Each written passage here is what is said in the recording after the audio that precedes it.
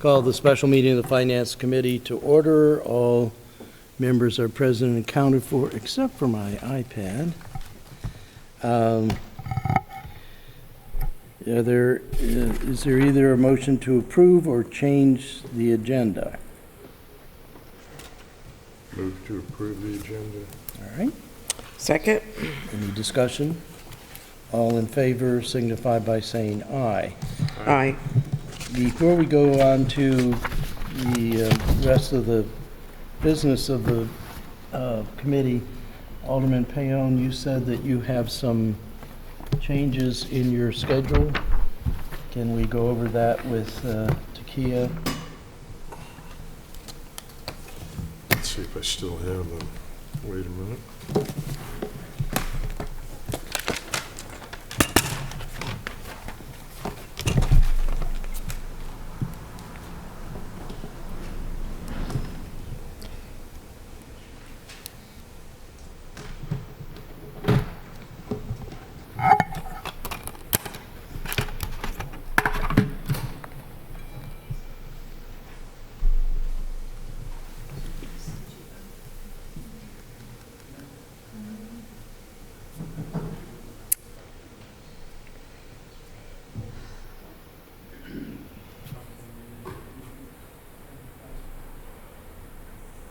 Yes.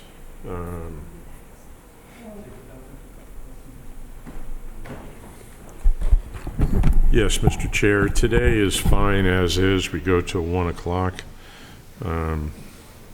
Tomorrow, I have a 2:50 appointment with my surgeon in Arnold.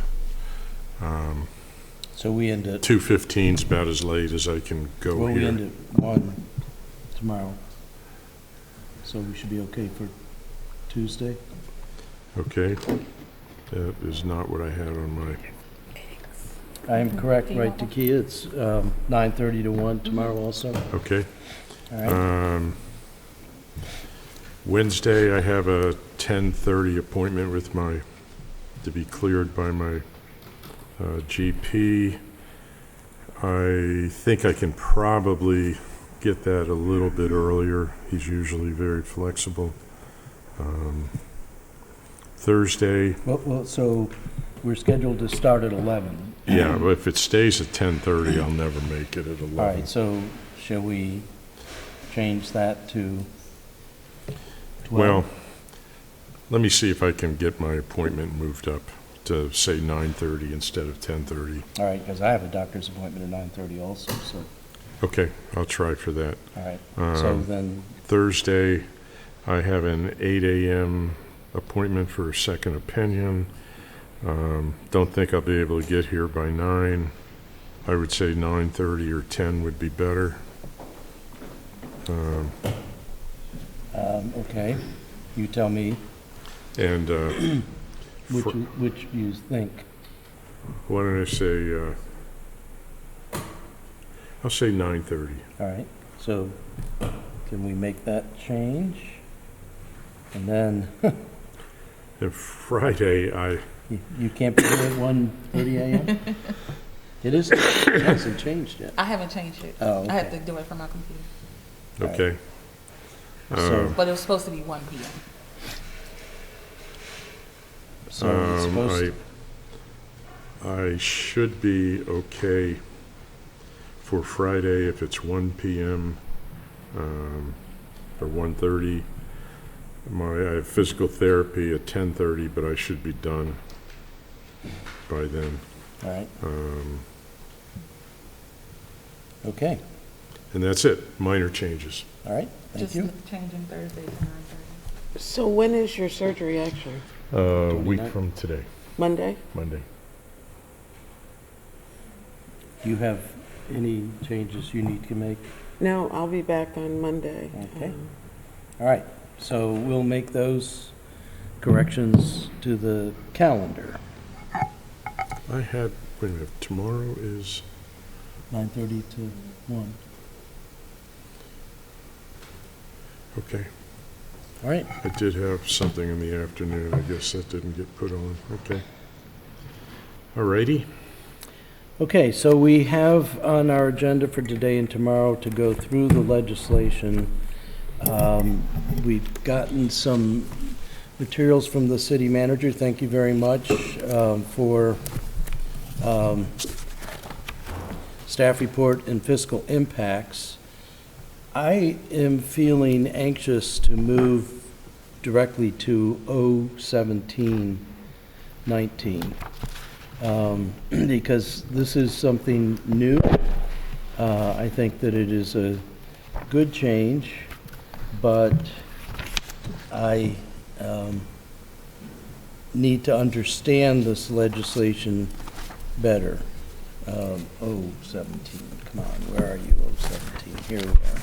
Mr. Chair, may I ask, are we going to come back to the other? Yes. Yeah. Because I'd very much like to weigh in No, on and these that's why I other. wanted to get these on while Okay. you were and Fred were both Great. here. Okay, you Thank want, you. what, I'm jumping to ordinance 1719, which is the appropriations budget. And the thing that is, I'm trying to figure out with this legislation, to me, it should be structured like a GT, where you have a from and a to, and then a reason for the change. So if we go to the very first one in section 2, it's establishing that funds in the amount of $137,000 are appropriated from the PEG fund during the fiscal year. So on that one, I'm assuming the from is the PEG fund, and it's going to the PEG fund? I mean, the structure of this is what I'm having trouble with. And then the reason is this is like a grant. Okay. So we have 137,000, no, okay. So that, I don't understand the So construction. what this ordinance is doing is giving all departments and funds their legal spending authority. That's all it's doing, legal spending authority. It's not trying to say, here's where all this is coming from, this is where it's going to. We are establishing the level at which the departments and funds can spend money. Okay, And so if you look at this as if you're giving, the example you were saying, the PEG funds, 137,000, you're giving the PEG fund the authority to spend $137,000 during fiscal '20. Now, we gave you schedules to show you, here is where we are telling you this money will come from. It will come from new PEG fees, the cable fees coming in '20. I think that number was 60,000. And it will come from the existing fund balance that's carried forward from '19. Those are the two sources. But the only thing the ordinance is intended to do is to establish how much the PEG fund can spend. so it's not a coincidence that if you go to table 18, the 137,000 that is showing on page 2 of ordinance 1719 shows up in the proposed expenditures. Now, what, you were on page 18? Yeah, the page 18 All right. table. So this ordinance should follow along with the column that you see as FY 2020 proposed expenditures. For the general fund, we've put the total in here and break it out in a schedule and an attachment to your ordinance. And for the rest of them, you will see, yes, 137, the PEG fund, 137 proposed 2020 expenditures. Oh, and we have provided a separate schedule for detailed grants that show you each. For what? The grants. Oh, the grants. I was saying that they're Yeah. all in there, but we've also given you a Right. schedule for grants. But I'm trying to understand in, on this table, we show proposed revenues 60,000, proposed expenditures 137, and this approves an expenditure of 137. The only thing that the council has to do is establish the spending authority. We have to show you that we have adequate revenue sources to cover those expenditures, but that's not something you have to put in a piece of legislation. Am I correct? That is correct, with the exception that the council sets the tax rate. So what happens is the budget ordinance is the legal appropriation authority. You are then required to set a tax rate sufficient to pay for the appropriations you approve, which is also in Ordinance 1719. But revenues themselves are simply an estimate. They are detailed in the budget book. They do not belong in a budget ordinance of which the intent is to set the tax rate and set the legal budget appropriations. So you have been provided with, and will be provided with even more detail on where the money is coming from to pay for the $137,000, but all the ordinance does is give the authority to spend the $137,000. That is the intent of a budget ordinance. It's to approve appropriations. But here's where I'm having a hard time, and I brought this up at the very beginning of these finance committee meetings. The code, and I thought I had a copy of it with me, but I don't. It's in Title VI, Section 16, says that the city council has to approve a budget where expenditures and additions to reserve are greater than expenditures. So this Revenues table, and additional. this table does not do that. When do we get a table that shows us where expenditures and any planned addition to reserves, which I take it for this year's budget, there are none, are greater than expenditures? There are 2 or 3 funds that have revenues that are greater than expenditures. I know, Which would but be additions we to have to... reserve, which we would be have- additions to reserves. Pardon me? That, when revenues exceed expenditures, as they do for water fund, sewer fund, and parking fund, those Right. are additions to reserves. But am I misinterpreting the code? The code says that the council has to produce a final budget where a column called revenue, maybe revenue and something else to be determined, is greater than expenditures. This table I doesn't believe do you that. are, I believe you are reading that wrong, Alderman Arnett. It says, "The annual operating budget adopted by the council shall provide a complete financial plan, and shall contain estimates of revenues and proposed expenditures. The budget shall be divided into the following groups: the anticipated revenues and estimated fund balance during the year shall equal or exceed the proposed expenditures." That is the critical But clause. when you go back to the, right, so we will provide you with the estimated fund balance, 1 that's available, 2 that we plan to use. Okay, so in the general fund, we're going to have $15 million more fund balance than we plan to use. So you will know this is what the general fund balance is that's available to appropriate. This is how much of it we are appropriating. Here's the new revenue, and here's the expenditure. So you will see that the estimated revenue and the retained earnings equal or exceed the proposed expenditures. So that's the information that should be on page 21. Correct, and you still don't have that. I am still Right. finishing that. So I'm still at a loss. What I'm used to seeing is a table that shows revenue from all sources, including grants and transfers and so forth, and expenditures that, as the code says, the revenue exceeds, I assume could exceed by $1, the expenditures. And I don't have a table that shows that, but I believe we do need to produce a table. We are producing, we are producing a table. Time.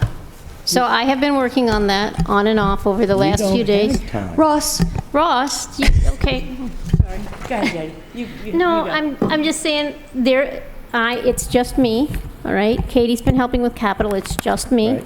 There are only so many hours in the day, and this was the first weekend that I didn't work. in the last probably 2 or 3 months. Did work Friday. I worked Friday. I didn't work Saturday and Sunday. And I did I had work other- Friday, Saturday, and Sunday. All right, I mean, I'm just telling you, there's enough of work, and this All is right. tedious enough when you're going through it very carefully that it takes Well, many hours. So I am working on it, and as I break from these meetings, I go back to my office and I continue to All right. move it along, and I anticipate it will be ready this week. And Alderman Arnett, that was also why I had suggested that once the budget was introduced, that you wait a week, because it would have given you guys time to read everything, and it would have given us time to prepare those schedules, and because we had the meetings instead, Jody's time was taken up here.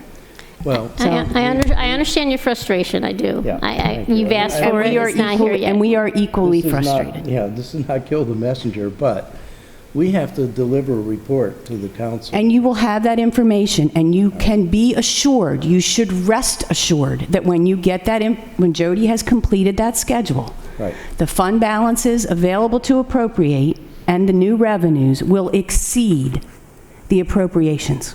All right. Equal or exceed the appropriations. I know you don't have it sitting in front of you, but you have my word, you have Jody's word, and you will have a table that shows that, All right, and. which in- may be loaded up as supporting documentation for the budget ordinance. But it does But it's not a part of the ordinance itself. All right, and this table, we will also get something that shows this 1.866000.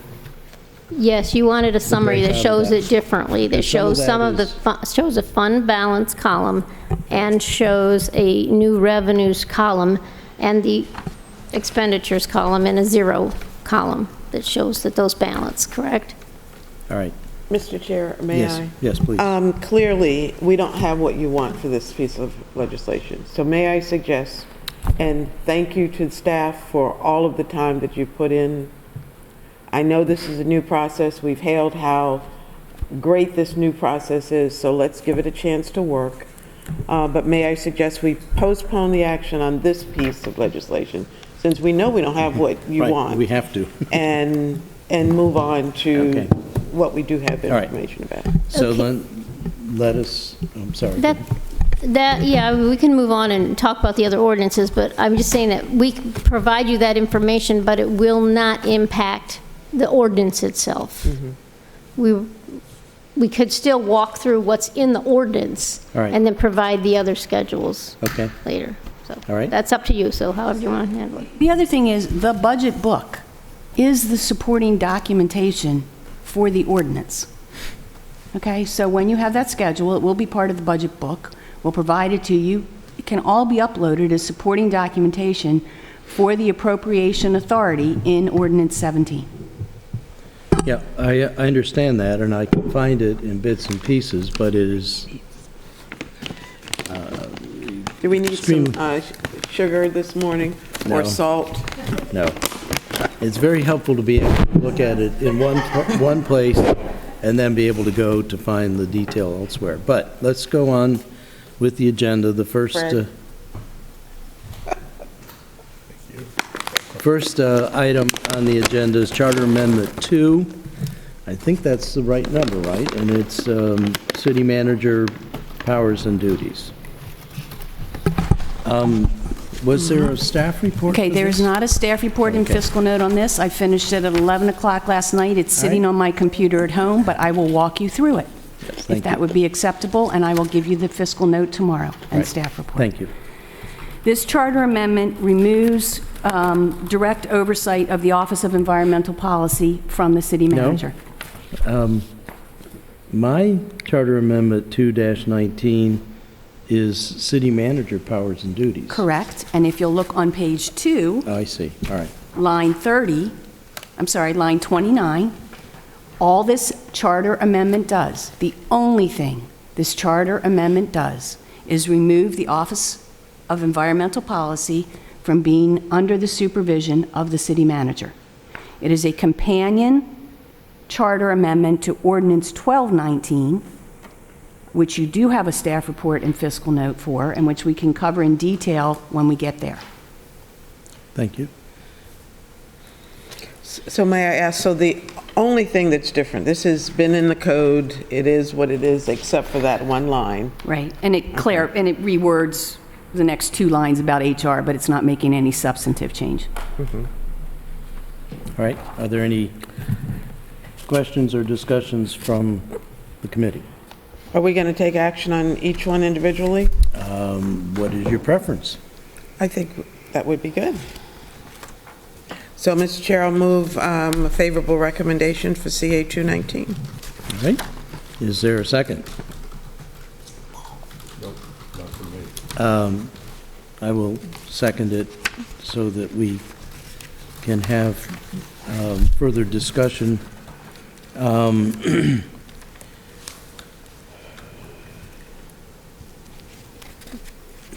They're not specific to the budget, but would you entertain a motion to add another city manager shall have the following powers and duties?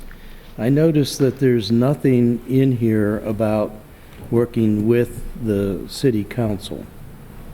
And I don't think that's what we were thinking. I think we expect to work collaboratively with the city manager, and usually by work it means we come to the city manager for help, not the other way around. So it feels to me, if we're going to be making amendments, that this would be a time to add, maybe replace 9, instead of just strike out, replace it with work with the city council members, or work collaboratively with the city council members, or something to that effect. Mr. Chair, I'm looking above. It may be easier to simply add, I mean, I don't object to what you're recommending, but we may just want to add it wherever the mayor, for example, number 5, line, I don't know whether it's 18. Yeah, line 18 on mine. To advise the mayor in the formation. So, No, I was talking about 6, not 5. Perform such duties not inconsistent with the charter. well, actually, I kind of like where you're going with 5, because one of the concerns I have about moving policy functions into the office of the mayor is I would still like the policy advisors, if they're in the office of the mayor, to work with city council as well as just the mayor. So either one of those, where the mayor's mentioned, could be mayor and council. Okay?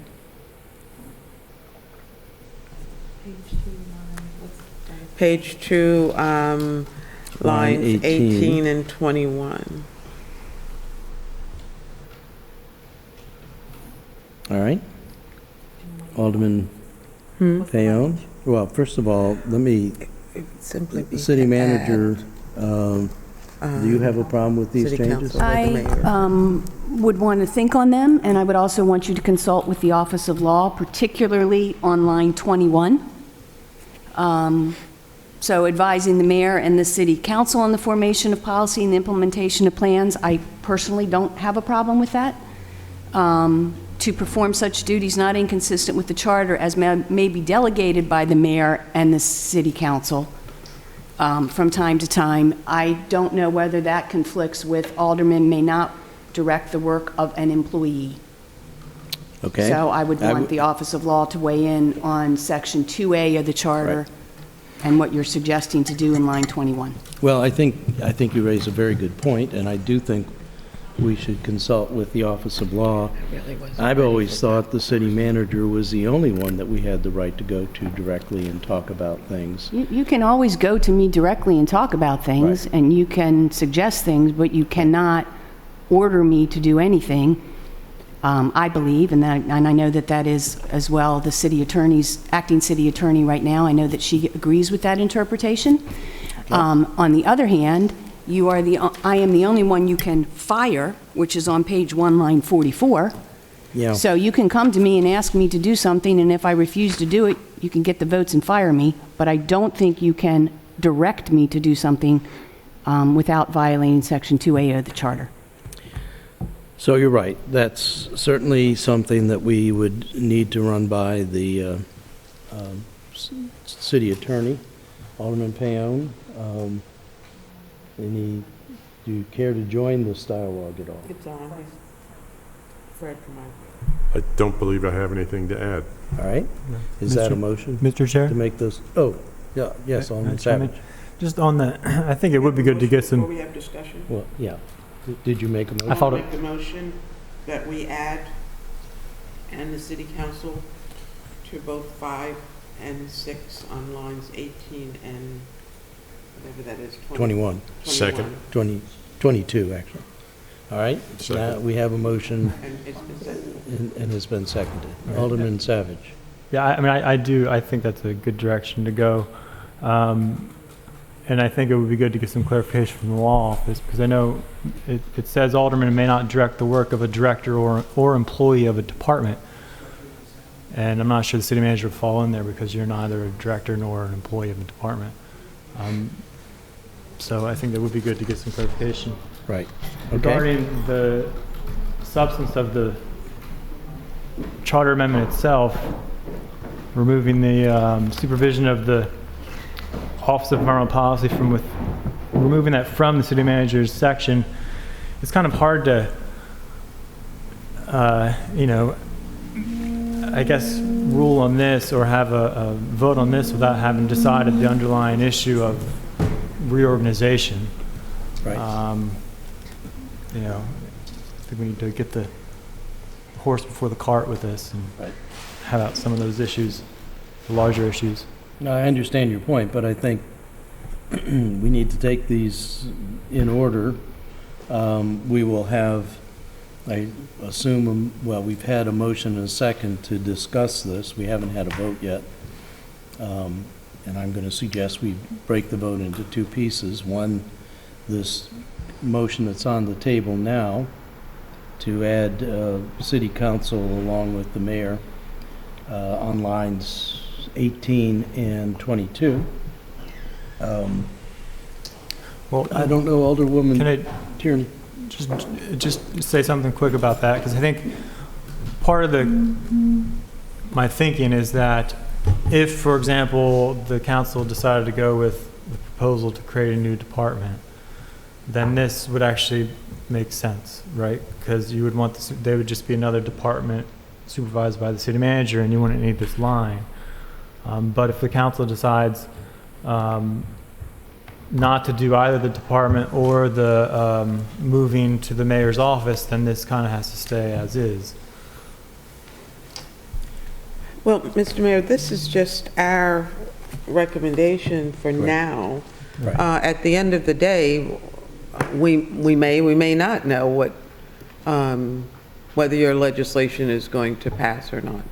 And so that, at that time, after this is done, I would think we would make the appropriate changes if it's passed in the code. I mean, I don't think we Right. should guess about what is going to be. At this point, we've got to make a recommendation from this body. All right, so right now we have a seconded motion to add two additions to this charter amendment. Is, Alderwoman Tierney, have you had a chance to catch up with us? Oh, sorry, I was on bed and breakfast duty. So, thanks, I'll catch up. All right, so, all right, with no further discussion, I ask for a vote to support the amendments to add city council to lines 18 and 22. All in favor signify by saying aye. Aye. The ayes have it.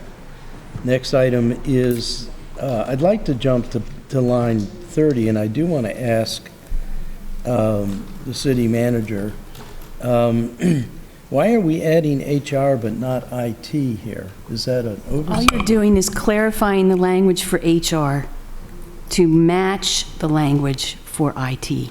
Okay, where is IT?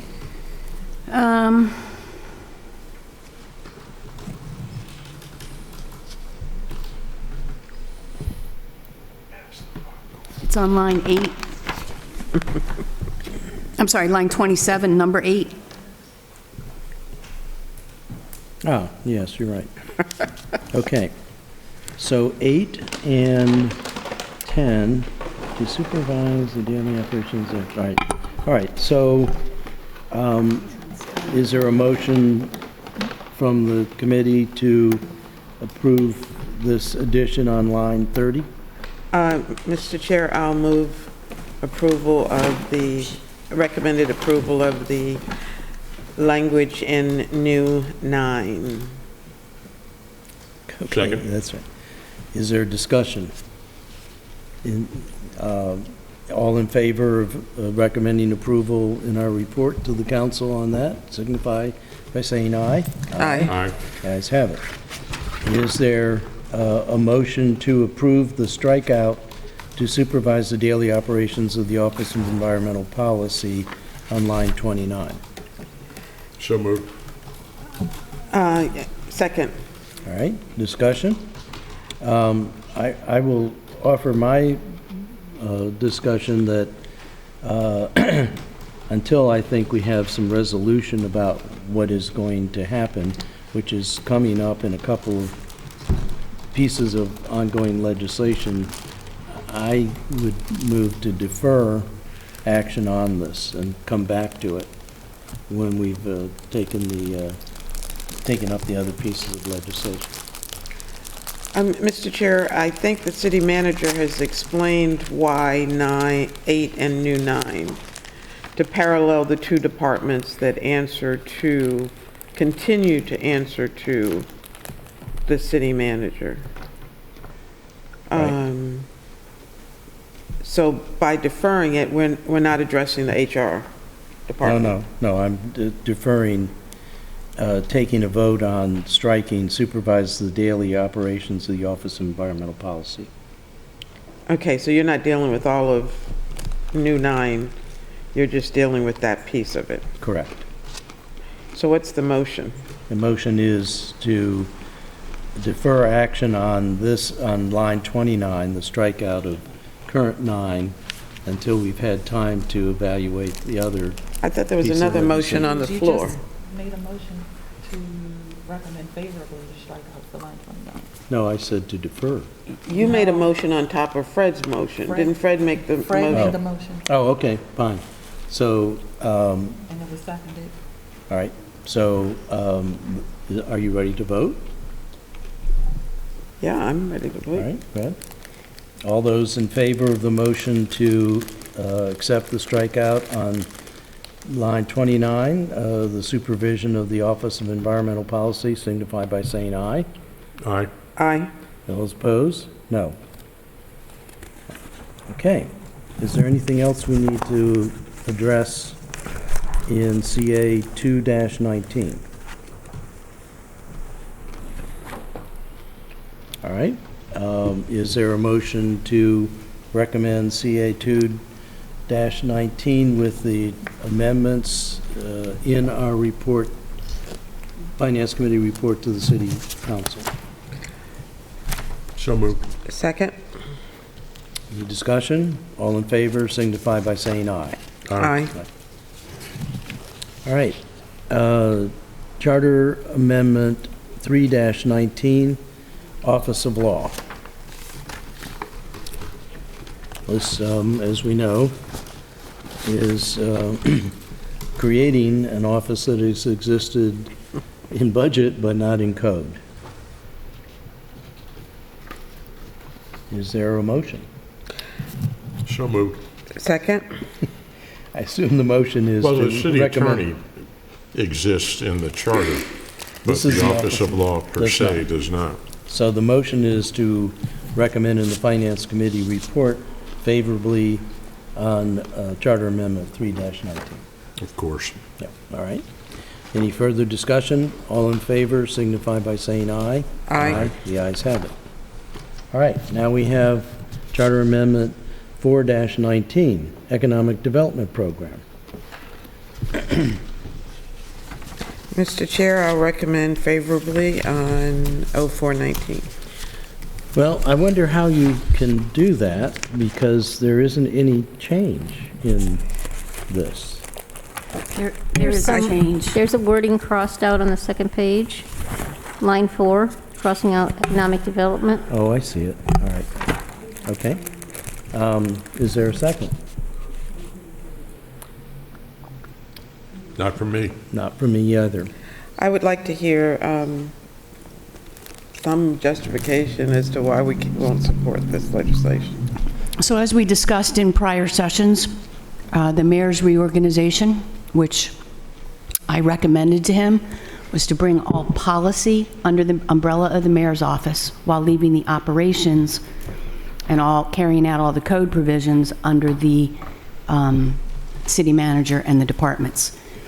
Economic development policy in other jurisdictions typically falls directly under the chief executive officer of the jurisdiction, serves at the pleasure of the chief executive officer of the jurisdiction, so that when that mayor or county executive comes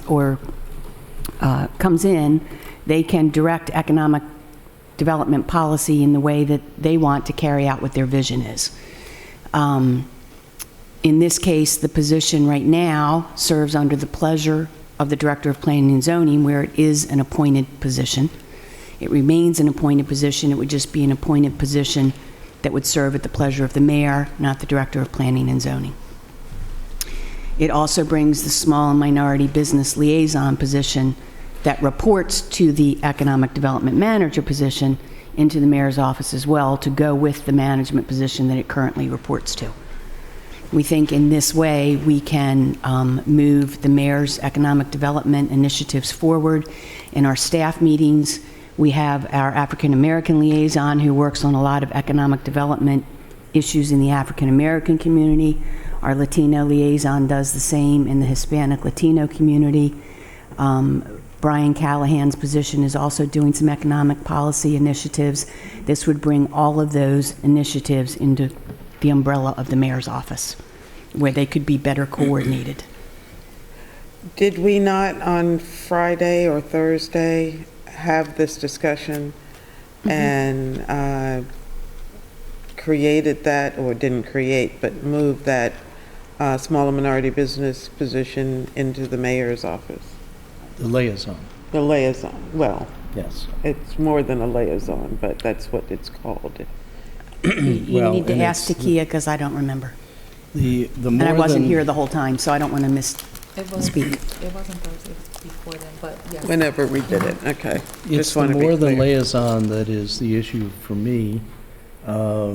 Economic development program here is all part of formulating comprehensive plans. It's part of reviewing proposals from developers in the community. There needs to be a lot of analysis that is not policy, but actual impact and programmatic analysis that is going on. So the liaison, as it is labeled liaison, I'm comfortable with that, and I think that has almost always, in my recollection, resided in the office of the mayor. But that's an outreach program, and that is trying to help specifically develop those businesses in the city as actions, not as analysis, but as actions. Here's a building that you can occupy. Here's a process that you need to go through to get permits cleared, all of those sorts of things. Back to when you and I started on the council was a role that was overseen by Mike Myron, and there was a person who specialized in small and minority business. So I'm wondering what happens in planning and zoning if we're taking these people or that analytic power, and remember, it was Hollis and his Hope, out of there. How does that work get done in the planning function? Mr. Chair, I remember very differently, it appears. When you and I came on the council, Mike Myron was the head of economic development. He taught us about planning and comprehensive planning, and that was part of his responsibility. He didn't do ribbon cuttings and that kind of thing, which has its role, but he was very much a part of the planning process. And we have gone around with the small and minority business and how important that role is. And again, that's not about ribbon cutting, and, it's about making sure that our businesses thrive. First of all, they come here and they thrive. It is more than just the planning process, not to diminish the value of it, but this position is a lot greater than that. And because it's so inclusive of everything, we had talked about the mayor's vision and letting the mayor make some decisions about how our city is going to perform. I fear that there's a larger issue at hand here. And I would hope that one effort does not defeat other efforts. Anyway. Right. Well, And I would, I withdraw, since I didn't get a second, I withdraw that motion and we can if go I on. might add, the other thing is, as I looked at the code, as I looked at how I thought the structure of the administration, how we could get a better government structure within the administration, the two areas now that we've got our finances in order, that struck me were economic development and environmental policy. And economic development has no regulations in the code that it's responsible for. And so when there are no so the code and the titles of the code are the regulations that the departments and the department directors should be carrying out. That's the binding public policy by ordinance that the department directors carry out. The fact that there is no binding public policy by ordinance that economic development would carry out is the reason it should be in the mayor's office. Well, I certainly do not agree. I certainly don't remember Mike, who was my next-door neighbor and who we discussed these things over the fence. Mike was very much a hands-on, helping line up people, helping people get through the policy process. And I would ask, in the mayor's office, I thought that was something that Brian Callahan was already doing. How many people do we need to do that for business writ large? The liaison for minority and small business was always a special emphasis, and I've said I'm very comfortable with a liaison function in the office of the mayor. I think it raises it to the right level. But economic development is a much broader issue. It is something that I believe needs to go on in the planning and zoning department, not as an outreach to businesses per se, although they certainly could be available to help, but to do economic analysis. And this is the economic development program. It's not economic development liaison. It's not economic policy. It's broader than that. It's a program. Alderwoman Tierney, did you have? Did I have that look on my face? Yes, you did. I did. What I'm confused about is when I look at comprehensive planning in the city of Annapolis, which is under planning and zoning and is led by Sally Nass, Chief of Comprehensive Planning. It's responsible, and I'm reading, for the coordination of long-range planning activities, including development and implementation of the Annapolis Comprehensive Plan. So in my view, I believe that the comprehensive plan is our policy. And we have all these soldiers in planning and zoning, the troops, if you will, working to that end. I don't understand, this isn't a county executive, we don't have that sort of structure where we can absorb these policy, and I don't know if we're big enough to really need it. I just don't like the duplication of efforts and the divorce, if you will, from the troops.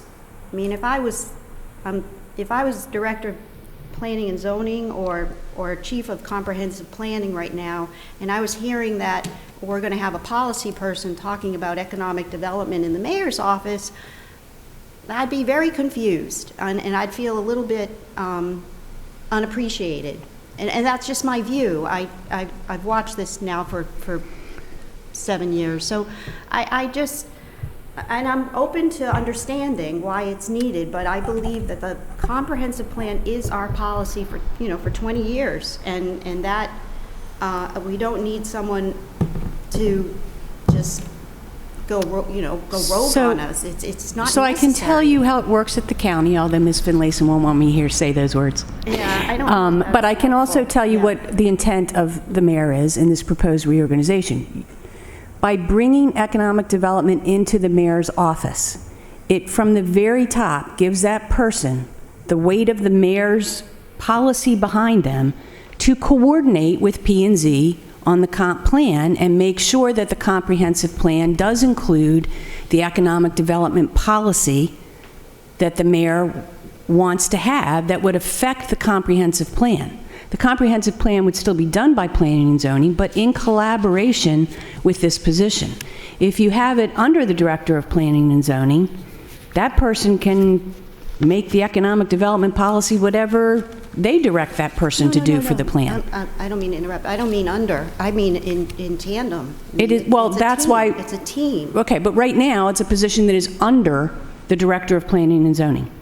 And we are proposing to elevate the position to be in the mayor's office, to have the weight of the mayor, the authority of the mayor, the accountability from the top down to weigh in on what the economic development policy should be, both as it affects the comprehensive plan, as it affects us carrying out the day-to-day operations of steering people through the process, of, for example, if the process isn't very effective or efficient in obtaining those small business permits, how can this person weigh in on how that process under planning and zoning might be modified to allow that to happen? So it's a collaborative position, but one that would fall directly under the mayor with the authority and the weight of the mayor, the accountability to the mayor, right? So if the mayor says, I want to make sure economic development policy is included in our comprehensive plan, I want to improve our permitting process to make it easier for small and minority businesses, and tells that person that is your task, that's going to become very important for the director of planning and zoning to work collaboratively with that person to carry out what the mayor's vision is. Well, but I'll end here. With due respect, he has the opportunity to do that now as his seat on the council. And I just think that this structure that's proposed is going to be a divorce of where our efforts really lie. And I strongly object to it. But that's just my view. Right. Alderman Savage? Thank you, Mr. Chair. I do agree with my colleague here. And thank you, Madam City Manager. That was helpful to hear the information, and I understand how it's similar to the environmental in terms of it's perceived that putting things in the mayor's office is going to elevate. But I think it also brings with it a number of risks. In many ways, I feel like it kind of, like my colleague said, I was going to actually say something similar to divorcing, but I think it kind of separates or divorces the council from the policy role as well, and it assumes it all comes from the mayor's office. And I don't think that's how our form of government works, because the mayor can always exercise his influence through the city manager's office or even through the directors. There's nothing preventing him from talking to the directors. So I don't think it's worth the risk of instability in that economic office in the future, be it a new administration and all that instability with that, making it more clearly political. And I don't think it's worth that separation from the council. So I think we need to be part of that policy development. And that's, Thank you, Alderman Savage. I appreciate that. I would suggest to you that the way the city council develops policy is by ordinance. So that's part of what we're trying to do, is get ordinance under the departments, policy under the mayor's office, right? So that person, whether it's economic development or environmental policy, researches, develops, recommends what the public policy should be that is enacted by binding ordinance to be carried out by the departments. So I would suggest that that's how the city council enacts policy. well, I disagree, because I feel like we do get recommendations from, and we should get more recommendations from the staff themselves. I mean, one example is with Director Gutwald. He brought a large omnibus bill before, ordinance before the council, before Rules and Government, I think it was. And it really was just a nightmare trying to deal with, and we had a lot of concerns. So you contrast that to the approach he's trying to take with the critical area omnibus overhaul of that program. And he's actually trying to be proactive, and he's coming to the Environmental Matters Committee, and I think Rules and Government as well, to kind of have that discussion, open discussion with the council about what kind of policy do you want me to develop, right? It's not separate from the mayor, it's with the mayor, but that's just more of a collaborative approach, which I think makes for healthier legislation. And I think it's also that in my mind, is how our form of government should be operating. So I would agree with you, which is exactly why Pete did proactively bring that to you on critical areas in advance. Because the way we have been doing it hasn't been working, right? So here's a big bill, critical areas, a lot of legislation with it, something we have to do under state law, and he's brought it to you proactively in advance so that when it gets to the council, it doesn't get stalled for a year or 6 months. Again, that policy you will be adopting by ordinance to be carried out by the departments. So with the mayor, though. Pardon? Even the mayor's policy has to be adopted by ordinance, so I don't. Policy as it respects, with respect to regulations, yes. Policy with respect to, how can I streamline the permitting process? That doesn't require legislation. Well, but that has to go through the city manager's office, not the mayor's office. He cannot direct staff. You just said he That's could a coming minute from- ago, but, I said he could speak with the directors. okay. So the point is, if the mayor wanted to streamline the permitting process, let's say, and we had someone who could weigh in on the best way to do that, then that person would bring that to the mayor, who would bring it to me, we would evaluate that, and we could have the department do it. That doesn't require legislation. No, it just silos things, I think, between the Okay, mayor well, and the council. yeah, we just don't agree, and it's good that everyone's getting their perspectives out there, and what I'm representing is the mayor's proposal. Alderwoman Tierney? And I'm speaking from my constituents and people listening and watching, but, and one major concern is if economic development would lose its independent voice to advocate for the business community. I mean, it being in the mayor's office, would it be, just strictly political? But the other thing I wanted to mention is the Forest Drive sector study demise is a perfect example, I believe, of decisions made in the mayor's office that can be political, that don't help the staff. For example, the Forest Drive sector study was remanded by the mayor because of politics, basically. It was, and so that's the kind of stuff that will happen. I just think. Alderman Tierney, that happened under the existing structure. So how does not changing the existing structure prevent that from happening? I think that the new structure enables that behavior. That behavior Or that is already enabled. I'm speaking of the mayor acting independently from the plan, whether it's the Forest Drive sector study or the comp plan. I mean, that getting remanded was sort of a slap in the face to the staff, to be honest. So, anyways, so that's it. Well, I do agree, and I do want to chime in on another point. I mean, city manager, you said you're representing the mayor's proposal, but I'm not even sure if that's your job duty to be representing the mayor's proposal. It's my job city to code- present and defend the mayor's proposed budget. And so when I say we're discussing budget ordinances, budget charter amendments, budget resolutions, Jody and I are here to explain and provide the justification for what the mayor has proposed in those ordinances that relate to the mayor's proposed budget. Mr. Chair, may I ask that we move on? We've kind of... Well, no, I want to respond to the, I think this supersedes budget, and in fact, one of my reasons for wanting to see staff reports and fiscal impacts is I don't see this as having anything to do with the budget, particularly if it has no fiscal impact.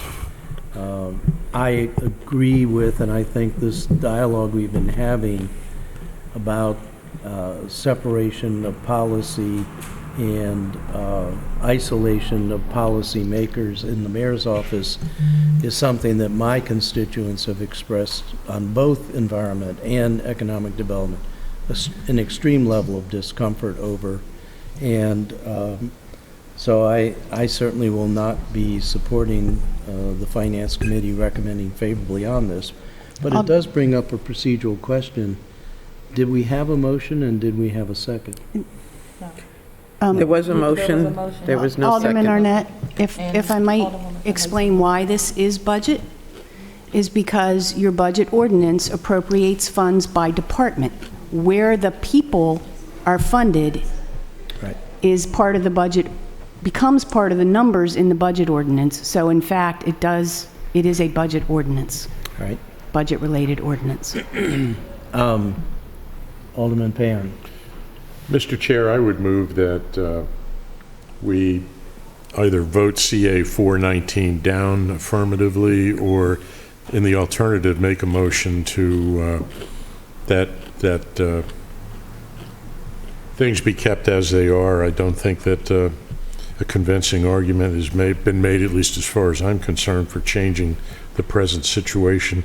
It should be kept in planning and zoning.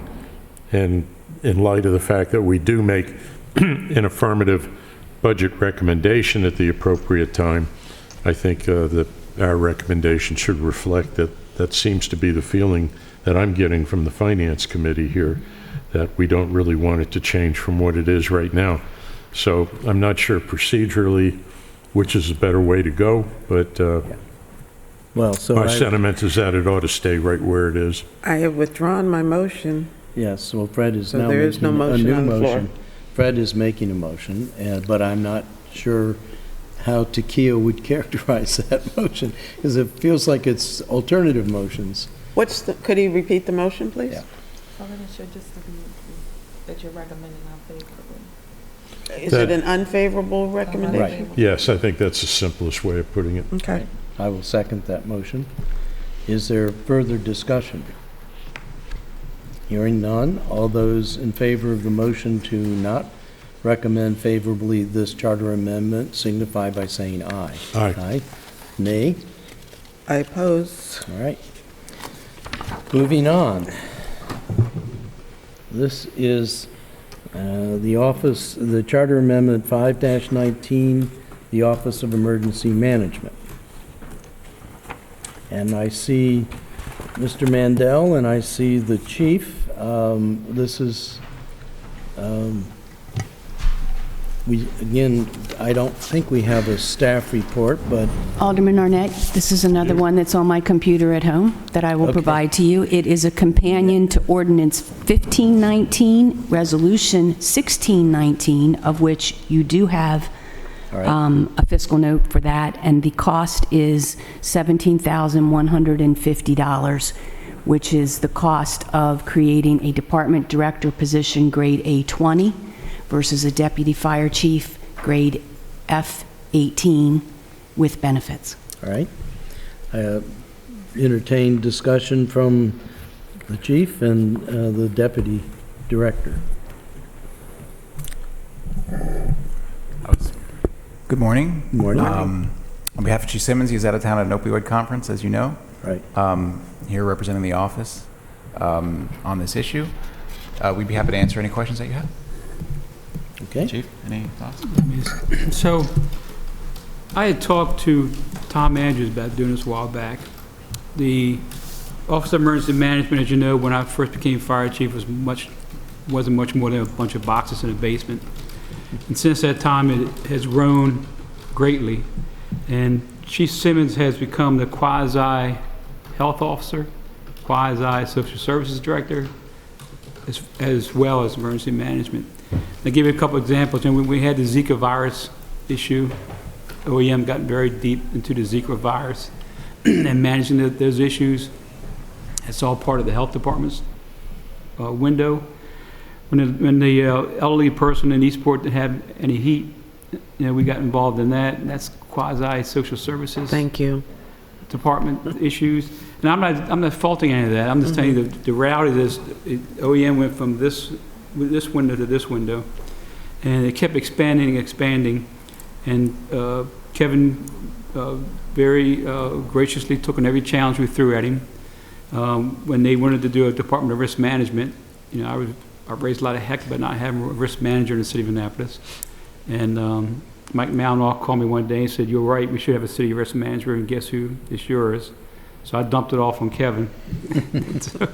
So it just kept expanding the scope of his duties. And I honestly believe that he should be a department head.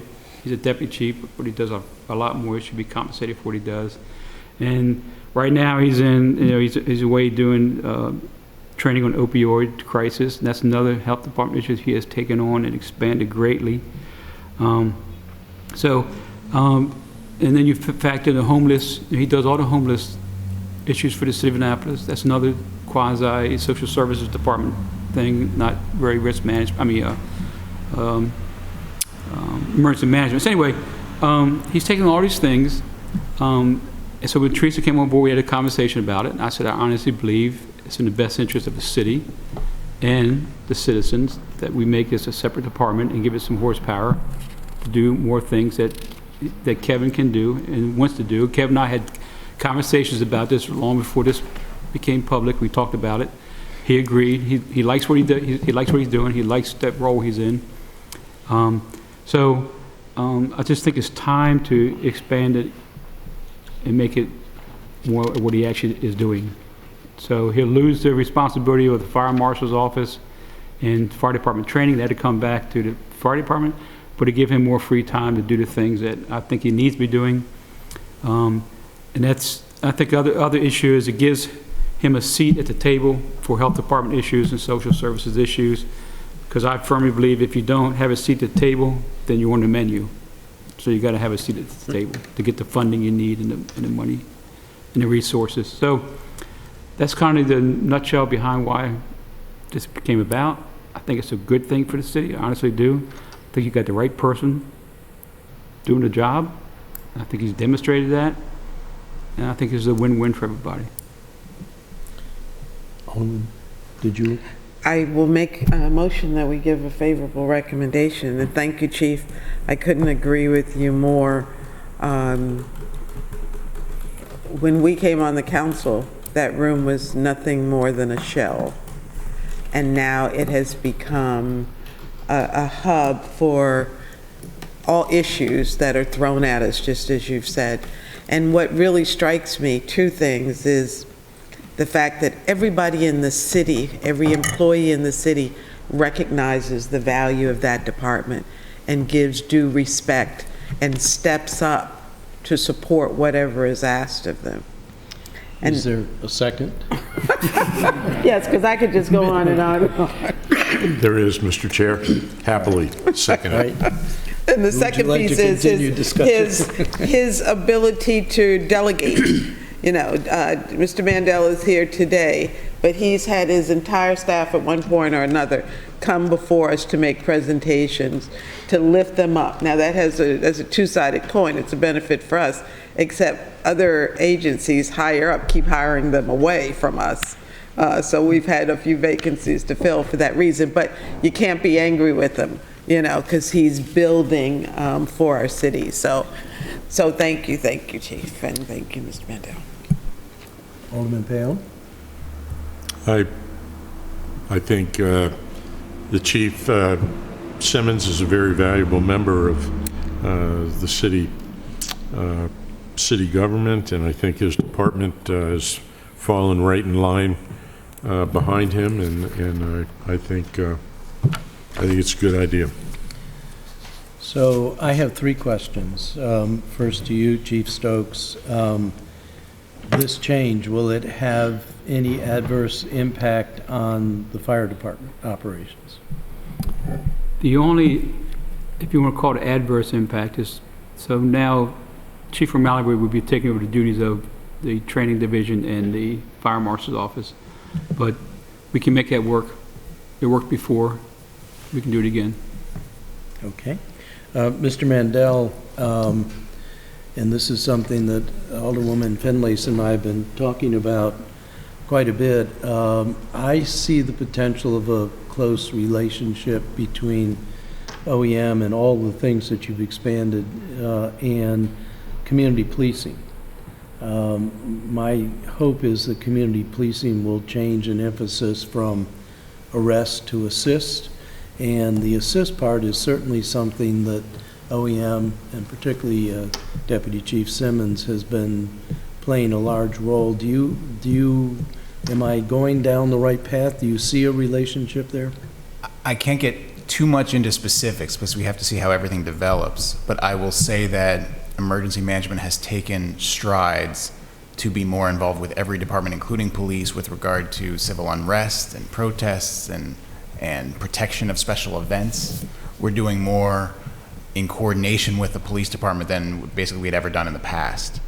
And I'm sure that'll continue to happen as areas present themselves. If you had a specific idea, obviously we could talk about it, but I certainly see greater cooperation. The assist part, if the focus isn't to arrest people, but to get them to help that they need, mostly those are things outside the city. We direct them to the county health department, those sorts of things. And so, and I don't want to put words in your mouth, Alderman, so I'll just say, it feels to me like we need to have more of those kinds of support functions in the city. I'm not sure how big that would be or how expensive, but I always wonder and worry when we're sending our people to the county offices on West Street, for example. Are they getting all of the full support they need as city residents? And I don't know that they're not, but it's one of the things that I worry about. Well, I can tell you that, County Office of Social Services, County Office, the County Health Department, those aren't going to change as county functions that cover the city. I will tell you, however, that within our existing construct, we've done quite a bit to make use of other community resources. For example, we've had Food Fridays recently at Emergency Management and the Police Department. You may have heard that just about every Friday, Emergency Management and police are working together to pick up food bank donations. So some of these cases, some of these individuals that need extra help, some families in the community will hear from certain individuals, certain areas. We'll say how many people you got. We'll talk to the food bank, get as much food as you need to feed your family for a few days. And so some of that social support, we're not shifting that off to say call social services. We do what we can with the resources and the relationships that we have. When it comes to housing and permanent placement, obviously that's more of an official housing function under social services. That there's not much we can do on that side. But when it comes to helping out families in a pinch, when it comes to overnight warming centers, when it comes to we've got some extra food we can give you, the bike donations, you've seen all that. We are very active in the community and supporting them any way we can. Okay, thank you.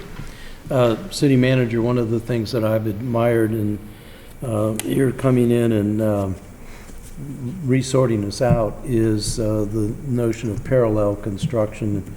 This, for an important new function that we're separating, is the construction here in the charter amendment parallel to construction of other offices and departments? I assume you work with the Office of Law. Yes. Okay. All right. Are there questions from colleagues? None. All right. Is there any further discussion? All those in favor of recommending favorably in our Finance Committee report to the council signify by saying aye. Aye. The ayes have it. All right. Next is, thank you for coming. Charter amendment. Well, in mine, Ordinance 12. well, all right. Next is ordinance 12, which is departmental reorganization. Mr. Chair, I'm looking for the ordinance on emergency management. Is there?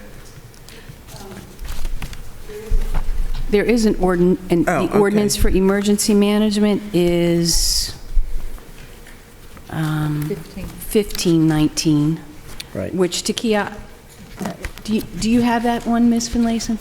I have it. Okay. Mr. Chair, may I suggest that we take that one while the chief and...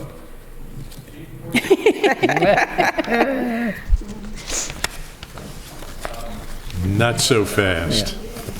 So this is, I agree with you, and I think we've got a couple of others we need to go back and pick up. So this is ordinance 15-19, Office of Emergency Management.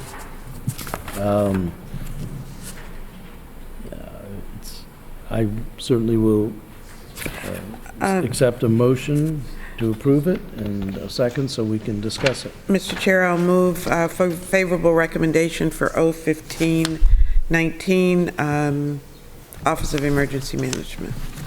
Is there a second? There is. All right, thank you. So, discussion. What is it? What is the number again? This is 01519. Got it. Okay, thank you. These are amendments to Title 11. Should I speak to it? Please.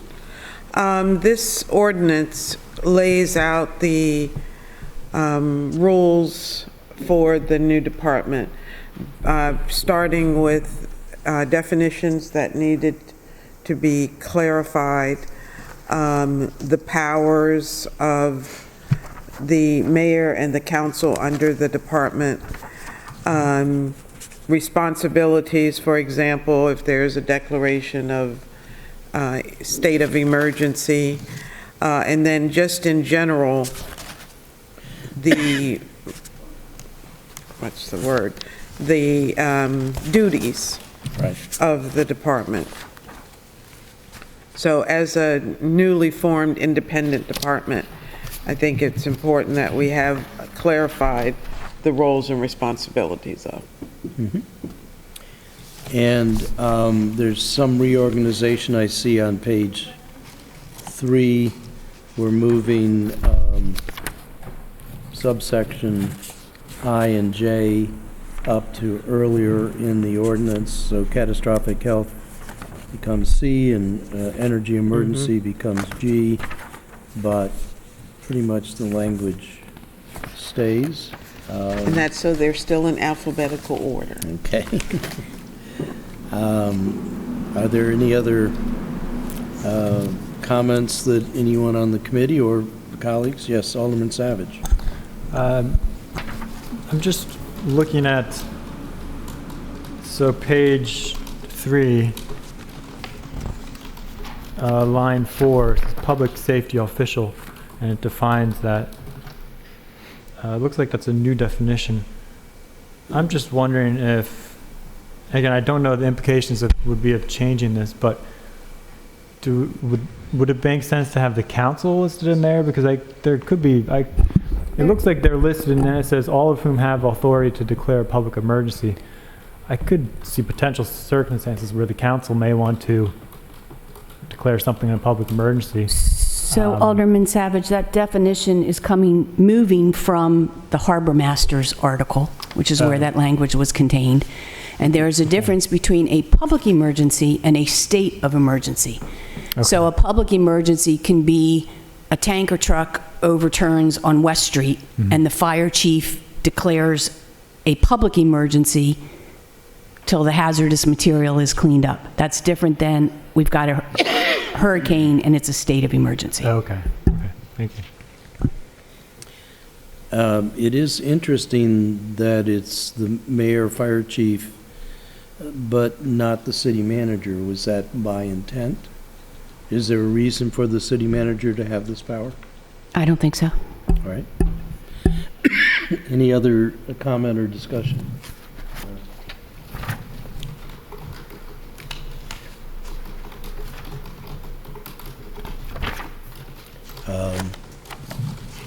There being no further discussion, I call the question. All those in favor of recommending favorably from the Finance Committee to the council in our report signify by saying aye.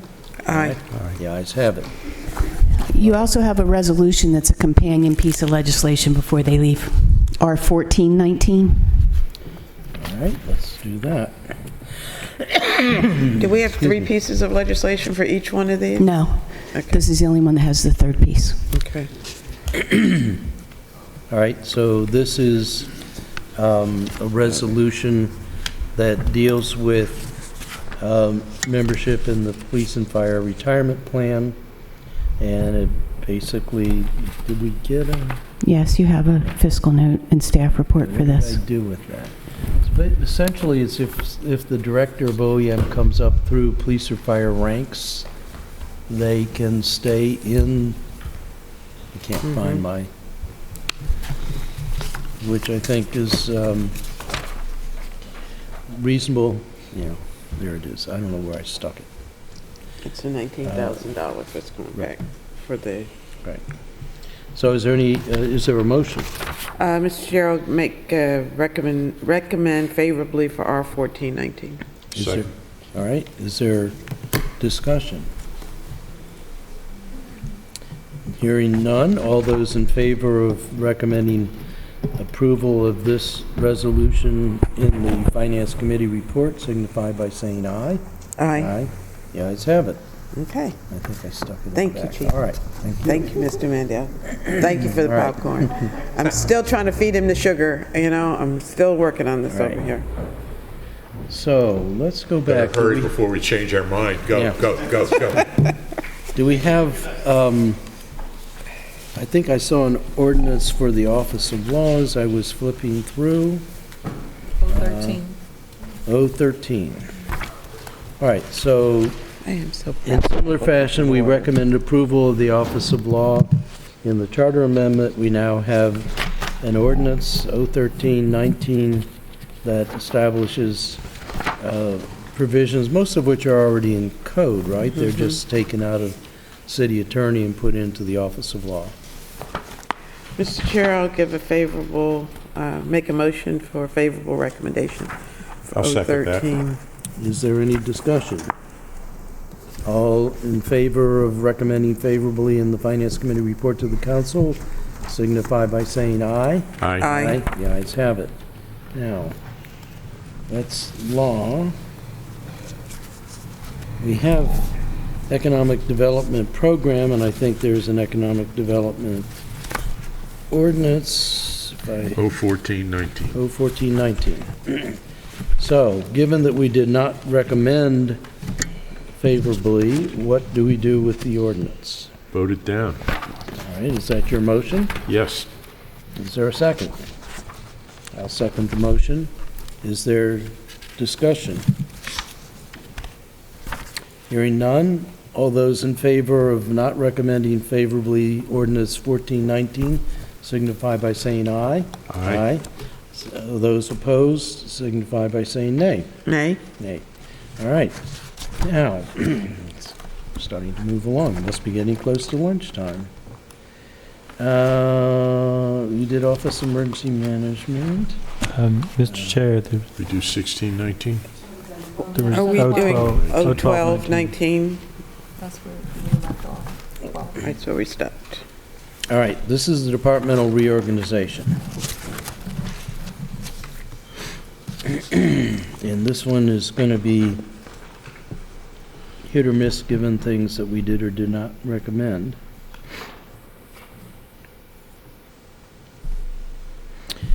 So the first one is section 2-1208, which is the Environmental Policy Advisor.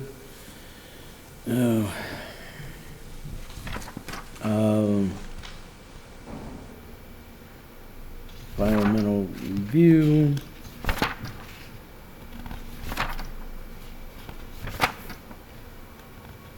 Changing the, on page 7, the pay grade from A20 to A17. So, committee, how do you want to proceed with this ordinance? Mr. Chair, I'll move a favorable recommendation for 012, 19. Is there a second? Not from me, Mr. Chair. nor I, although I would like, again, I'd like to reserve the ability to come back to this when we go through the two different proposals for this, this function. Then, So, Mr. Chair, I will withdraw my motion. all right. Ordinance 1319 we did, ordinance 14, For the purpose of being able to come back to address it. thank you. So, 1419, did we just vote that down? No. Have we taken it? I can't remember now. We're bouncing around. I believe we did. 14, yeah. 1419, right, all right. And 1519, 1619, human resources Yes, we haven't done that. exempt service. So these are changing the pay grade in human resources for the manager from A18 to A19, and also lowering the pay grade for the environmental policy advisor. Let's take up, and do we also have in here, where's IT? The very last one in the chart on page 3. All right? Yes, thank you. Okay, so there's a number of changes recommended here, and we have a staff report. So, adds community service. A lot of this is dealing with promotions. In one case, a downgrade. May I ask the public information officer and quartermaster, is that in the fire department? Unfunded vacant fire department position for years. Okay, but the job is being done. And the chief has asked for a PIO in that department for years. And he didn't ask for one in his enhancements this year. So he's going to continue to have one of the firefighters take on this responsibility. I mean, you can not eliminate the title, but unless you put funding in for the position, which will require a budget cut somewhere else or an additional revenue, he can't fill it. Say that again, we have to take it out of the budget if we don't If you're going appropriate to funding? fill the position, if you're going to leave it Well, in here yeah. and actually fill it, you got to cut somewhere else. Right, Or okay. raise revenue. I would just hate for us to lose sight, because you said, started off by saying that this position hasn't been funded for years, but it hasn't been because he hasn't asked for it.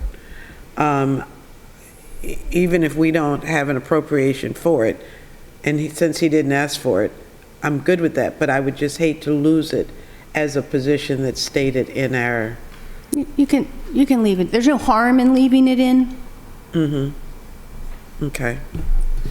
And then if the chief or the next chief comes in and decides they need that position, they can either make an argument or find the funds from within. But that ability will be there. We take it out, it can't do that. Correct. So are you suggesting on page 4, line 31, that we not strike that? Yes, and on page 3 in the chart. And page 4. He just said page 4. Oh, that's on page, If you don't want to strike that position, you're going to not strike the fourth line down on page 3. Yes. Right. You're not going to strike line 6 on page 2. You're not Yes. going to strike line 31 on page 4. And you're not going to strike line 43 on page 5. All of the above. is that a motion? Yes. I don't know what I it will- is, but it's a motion. What line Yes. on page 2? Sorry, you would not Page 2, strike line page 6. 2, line 6. Page 3 You would in the not strike page 3, the fourth line down in the chart. You would not strike page 4, line 31, and you would not strike page 5, line 43. All right, I will second that motion in the absence of Alderman Payon. I assume that Alderman Payon either had more urgent business or was not particularly interested in discussing this ordinance. So is there further discussion? All those No. in favor of that amendment to ordinance 1619 signify by saying aye. Aye. The ayes have it. All right, so there's more. So going back to page 2, the human resource manager change on page 2 and the management information technology manager on page A19. Is there a motion regarding those changes? Yes, Mr. Chair, I'll move a favorable recommendation on those two. I will second that. The resource manager moving from a A18 to a A19, and the MIT manager from, I don't know what, to it's adding it as the A19. It is What an was it before? right now it's civil service A18. This makes it Okay. exempt service A19. Okay. And I will have to add, I wish we had moved them both to A20. Right, so what my plan for the upcoming year is to look at both of those divisions. My sense, too, is that they should both be departments. But the analysis to pull that together and justify making them a department this year, between me and Tricia, we didn't have time to do that analysis. The A19 was what was recommended in the classification study, with them remaining as divisions, so I'm trying to honor that reclassification to a 19, and we'll look at it in the upcoming year as to whether, in fact, it should be a department, or both of them should be departments. Great, look forward to it. So I will second the motion, but I would like, as a diversion possibly, to discuss your view, city manager, of department versus office. What is the difference, and why would these be departments as opposed to offices? So I'm not certain on MIT. As I said before, I believe departments implement and administer regulations and code. MIT, there are no regulations and code for MIT to administer. There is regulation and code for the Human Resources Division to administer. So that would be the first thing I would look at, because the charter says that the internal operations of the government shall be carried out by the departments and the boards and commissions. So if HR is going to have regulations that it is required to carry out, my inclination is it should be a department, but I had asked for some research to really support that, because I thought you didn't support that. So I wanted to make sure that we had our ducks lined up if that was the proposal we made. And we didn't have time to pull that together. So as it stands, you saw in the charter amendment, Human Resources and MIT, I supervise their daily operations. So in fact, that code provision for HR is coming under me, which isn't inappropriate, but I would, my inclination would be that it should be a department. She heard her name. Yeah, I know. So if you want to come up, that would be, but, so I understand not having time to get to all of this now, and I appreciate that. When we do get to this, I think it would be important to put into code a definition and distinction between office and department. To me, department is more line, office is more staff. Yeah, and I never, can you explain that to me? Because when you say that, I don't really know what you mean. So line functions are more like production functions, and they do the things where you're implementing code and things like that. Staff functions are more, and I think Trish can probably do a better job of this than I can, more things that are internal. So the finance department, does the finance department deal with regulations? Yes. What are the regs that the finance department? Assessing taxes, the collection of utility bills, assessing penalties on past due utility bills. So, and IT, do they do any? I don't think so. No. So it would feel like that could be, I mean, I don't really care because it's just a name as long as we define it. But I think there's also, we need to make clear that the city manager supervises both departments and offices, with the exception of the Office of Law, which right now is assigned to the mayor's office.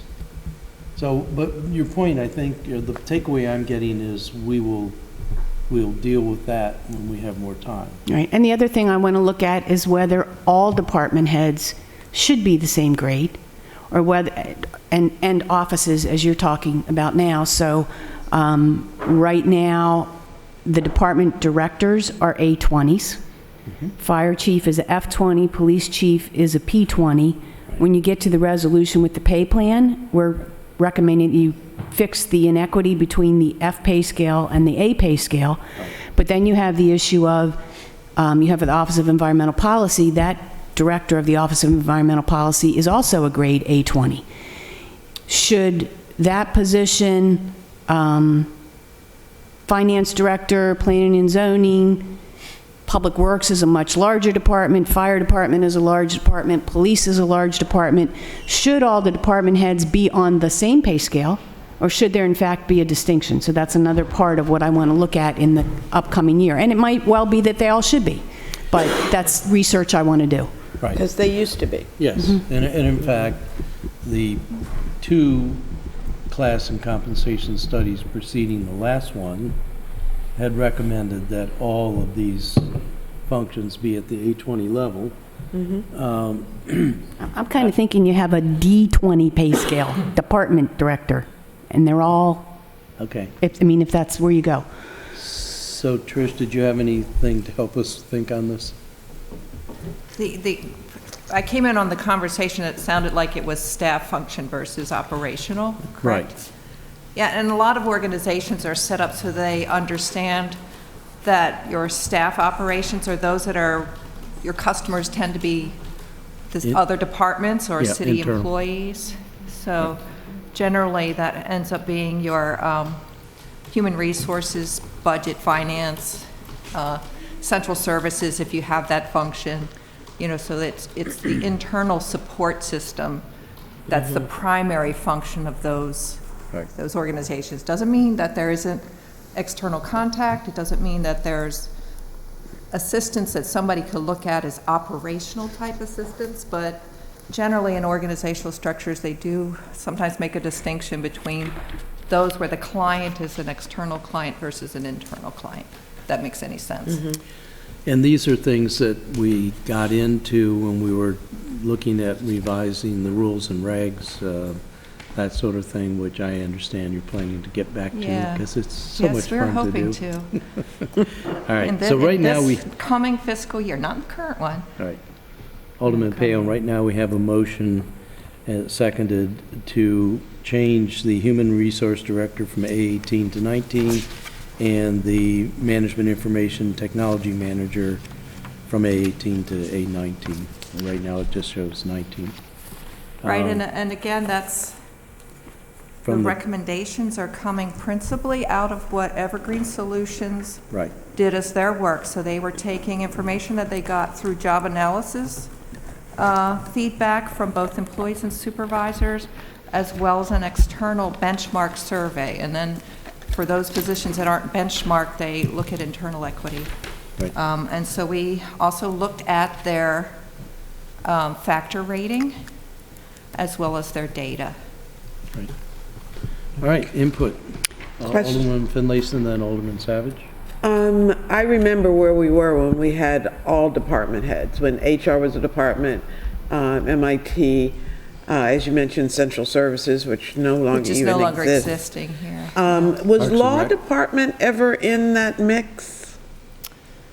Um, It was Parks I and could Rec. ask Tyra for that kind of background because I was not here, obviously, when that happened. We know, it Well- appears as if historically we haven't really defined an office of law in the code, Okay, which anytime you do have departments, you need to establish where the appointing authority and reporting relationships are, and also what their charge and function is. I think the latter was covered, but then removed from the code. You mentioned Recs and Parks. Early on in our tenure, Recs and Parks, Transportation, MIT, no, not MIT, HR, were three departments that were, the directors were paid less. Yeah, 18. And they were all led by women. And so, for parity's sake, we raised all the salaries up to a 20. Yeah. And then the next mayor came along, that was under Ellen Moyer's tenure. Well, and believe. I think when we get Yes. into, as Teresa alluded to, she wants us to take a look, we do have to look at historic decisions that have been made, even organizationally, that have been kind of riding the challenge of a pay equity concern. So when we want to evaluate the elements, we don't always want to look at pay, because you do want to make sure internal equity is a piece as well. And, you know, in these days, if you look at what a lot of decisions are made for what starting salary for positions, and you get into that as well. Those that have been traditionally, and HR has been that, it's, you know, considered among the pink collar operations or departments. And because you look at what is traditionally female-oriented versus what's traditionally male in terms of occupational experience. I don't know what other word to use, but you do need to make sure you're being mindful of that as well, because there's a lot of states have moved into the category of not allowing prior salary to be determinant of pay offerings when you have the gender component at operation, as you know, to consider as well. So I you know, we'll do that mindfully, you know, as we go forward. But I do hear and have heard that that was a compelling reason why all departments were at an A20, with the exception of fire and police. You used a term, and I can't recall. One was operational departments, and what's the other? Staff support, basically, internal support. versus external clients and that just means that for HR, although we deal with applicants a lot and retirees, they were still ex-employees. So our primary mission is to serve those who are city employees. And there's certifications or degrees or something along that category for those departments, are there not? I mean, as an Yeah, HR manager absolutely. and Absolutely. MIT the same? Correct. Okay. Yeah. And those who are built into, I don't know the point at which the certifications, either through the Society for Human Resource Management or the International Public Management Association and Human Resources, was added. I don't have that history to offer that to you right now, but those are certifications that are requirements. Okay. And I can just tell you, having been in this profession for a long time, it has changed dramatically. You know, dramatically. The impact of federal fair employment laws and collective bargaining agreements and your other state law, not to even mention what we get into, you know, within our local jurisdiction. There's a lot to navigate. You have to be savvy around legal interpretations, as well as you need to know how to work your way around a spreadsheet. And, you know, in the function that you end up serving others, it has come a long way from when I first entered the world of HR. And I entered it here. Oh, really? I And then you actually left us and went to the county? I worked here under a CETA grant, so I only had 18 months, and they scrounged together another couple of bucks to keep me here a month after that, month or two. And I worked here from 1979 to 81, back for Tom Engelke, back when. And then I went on. As a 16-year-old. Well, I just wanted to make the point that it's not just, you know, somebody who's worked in the profession, but somebody who is officially, properly Credentialed. trained and credentialed in the department. Absolutely. You have to understand federal employment law, which is a real challenge to navigate once you start having the overlay of ADA and FMLA and workers' compensation. You have a lot to try to navigate through. And of course, we also here have our own pension plan for police and fire, so then you get into those responsibilities and legal elements associated with that. I'm sorry, I think I might have gone on a tangent. I've gone right with you, so it's okay. Thank you. I'd never answer a question the short way. I'm really working on that at my age. Alderman Savage. Thank you, Mr. Chair. Yeah, so in terms of I'm certainly receptive to the argument or move in the future to essentially go back to having IT and human resources be departments. I've had some conversation with the acting city attorney, because this came up with the environmental reorganization proposal. Because at first I was simply going to try to beef up our existing Office of Environmental Policy, but city attorney said if the office is providing services to, I think this is the way she worded it, if it's providing services to the residents, it needs to be in the charter as a department. And so we may need to have more of a discussion about that in the future and get some more information from the... It's not cut in stone. Many different government agencies, it's really more about how you design yourself. There's no expectation that you call the Office of Law an office versus the Department of Law. That is purely in your own construction of your organization. Right. And I'm only responding to the staff versus... right. And Alderman Savage, you know this because you work at the county. In the county, you have departments and you have offices. Yes. Departments are the ones providing services to external clients. Offices, Office of Law, Office of Finance, Personnel Office, Budget Office, Central Services. Those are all offices providing services primarily to internal customers. And that does not make them different in stature to departments. It's just what they're called. Right. To try to distinguish between Right. the form and the function. And at the county, some department directors are grade E8, some are E7s, some officers, so like the finance officer is a grade A8, the budget officer is a grade 8, some of the officers are A7s. So they have department heads, heads of departments and heads of offices that are A8s. They have heads of departments and heads of offices that are A7s. Mm-hmm. So it's how we choose to set it up. Okay.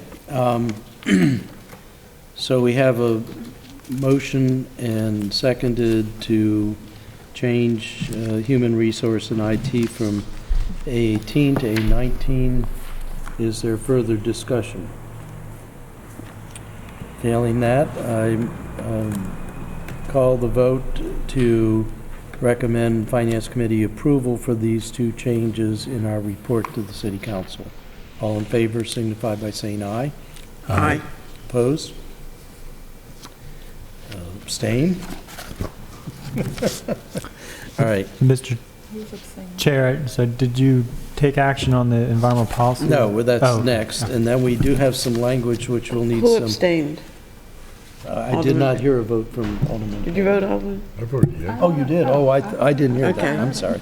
All right, excuse me. All right, so the next one on page 2 is the changing of, it's kind of a two-parter. It's moving from Director of Office Environmental Policy, which we have not yet agreed to, changing to Environmental Policy Advisor. That position would go from an A20 to graded at an A17.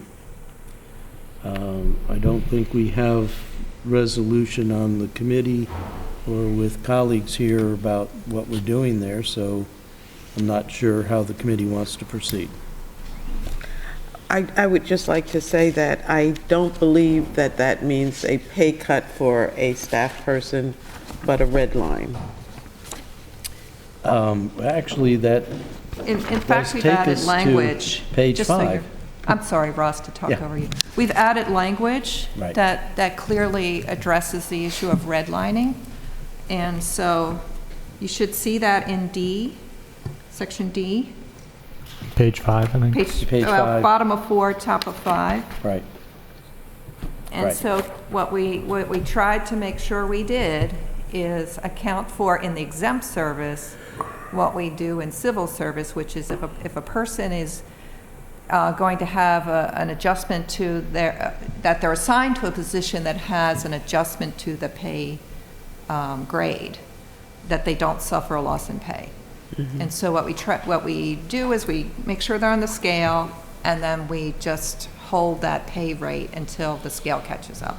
And then there's no loss, it's not a financial diminishment. Thank you, that's important. Yeah. Yes. So they're leaving the, well, there is one more question, and it's back on page 2. Community services specialist. I'm trying to place what that job is. That is what was spoken about earlier in the mayor's office. So Tola and Adriana are in contractual positions that we are moving them into, expectations to move them into full-time positions, but we needed one. There was an existing title with an associated grade that after I reviewed their duties, we felt that it was a good match. And so we are reviving that, and it needs to go back in the exempt service by titling in order to capture that. So that's the intent of that position, or that title rather, for those two individuals. But these positions still work at the pleasure of the mayor. Correct. They're going to be in the exempt service, which Exempt necessarily service. makes them Okay. subject to appointment by the mayor. All right. Thank So do we need to, I know, it's adding it to the position schedule as an A10.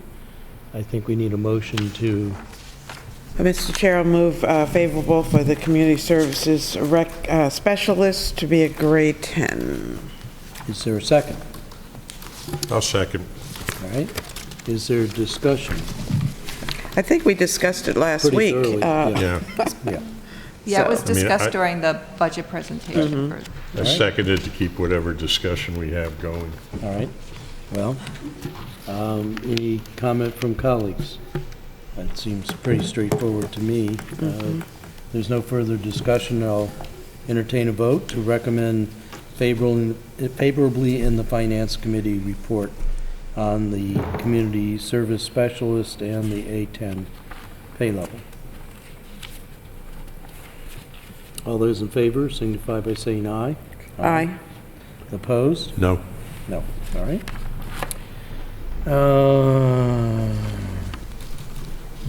Let's see.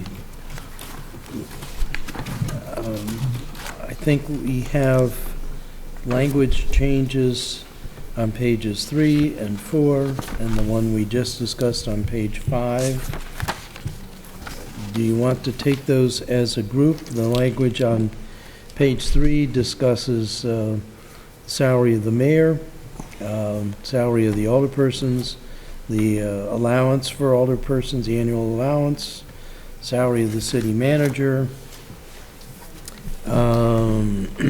Mr. Chair, the salary of pay. the mayor and council is not at our discretion. All of Isn't those, that the compensation? all of those changes are stylistic changes Right. proposed by Linda Schuett to clean the code up. Right, so it's changing it. They're just stylistic changes to clean the code up. Okay, They're so nothing this- substantive. Yeah, okay. The severance pay for the city manager is in capitals, so that means, is this a change? It's nothing substantive. It is a stylistic wording change. Okay. And then we have salary raises justified by performance evaluation by the city manager or the mayor.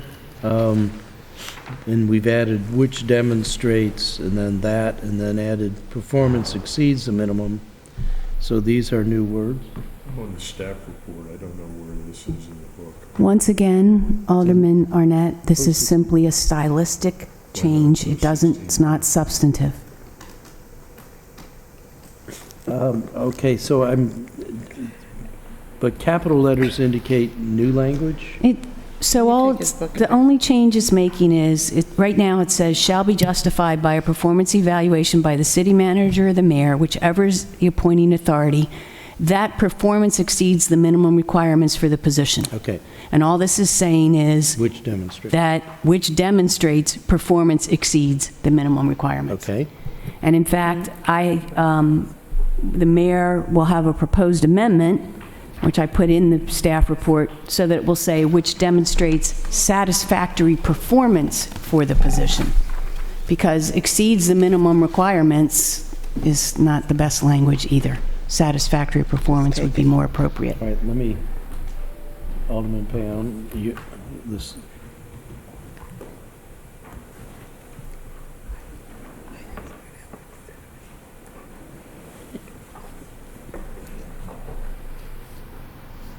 So, and there is a staff report that should follow those pages.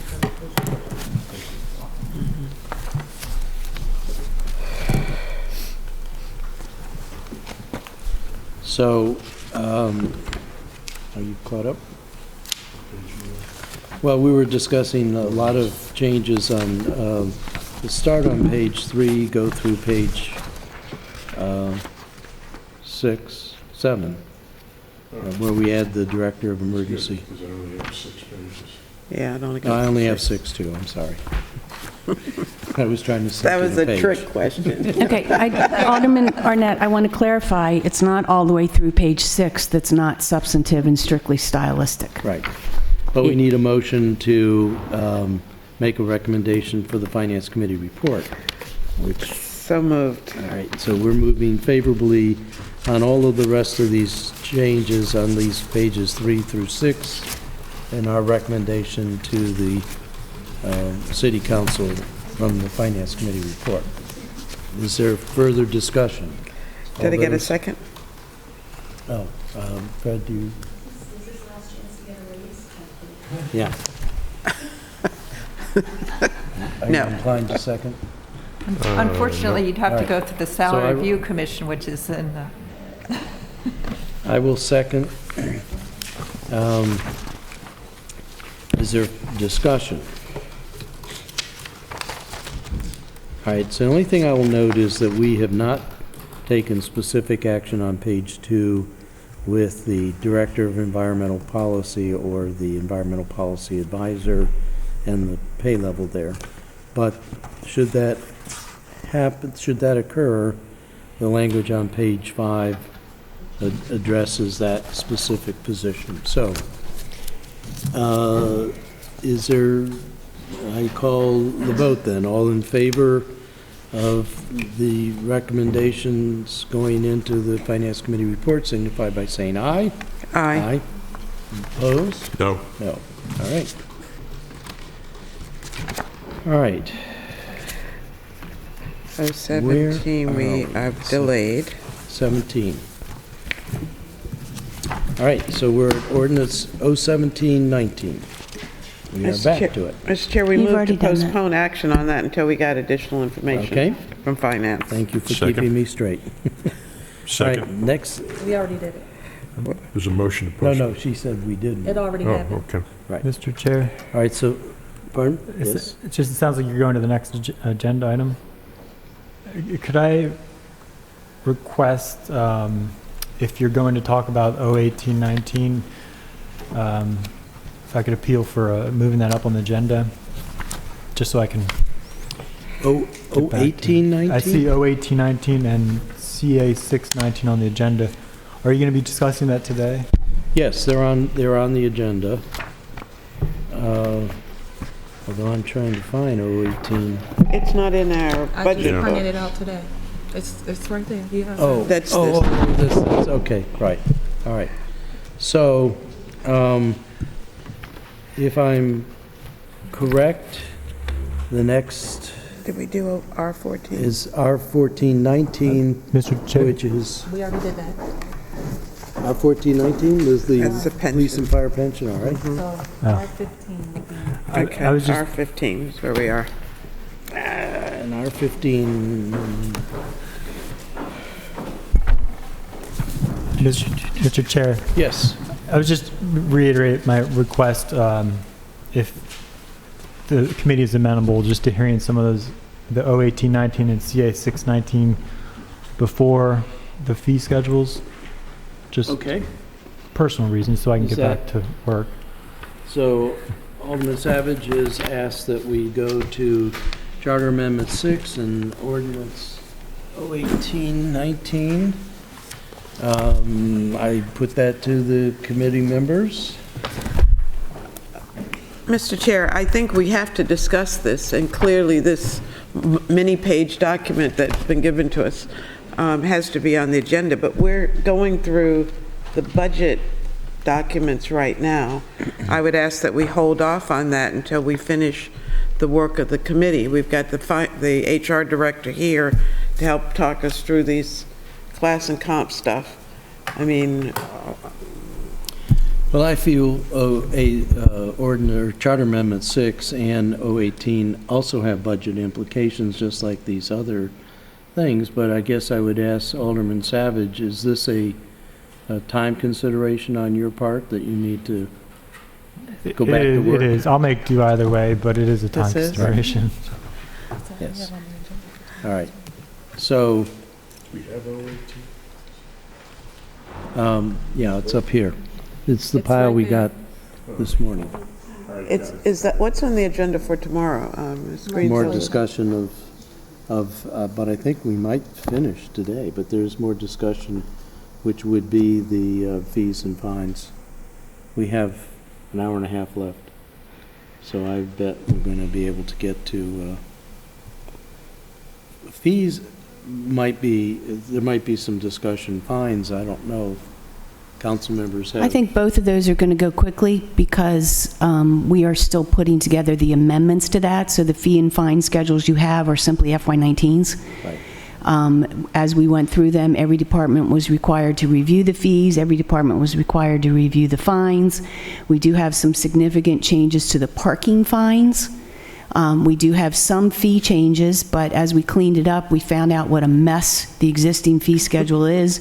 There are code citations for fees that don't exist. There are whole sections of the schedule that haven't existed for years.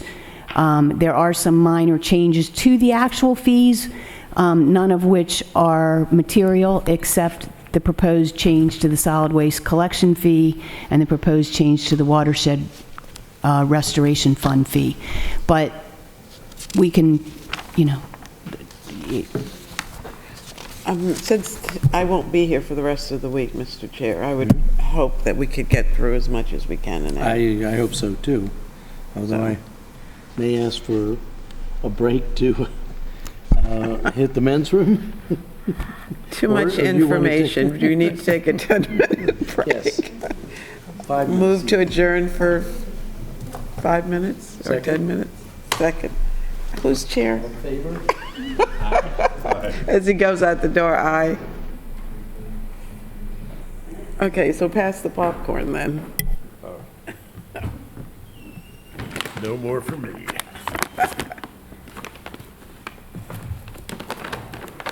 Rob, you're available to come for the rest of the week. I'm sorry, but I'm not. So you can come and make your, Excuse me. So is that something you're sharing?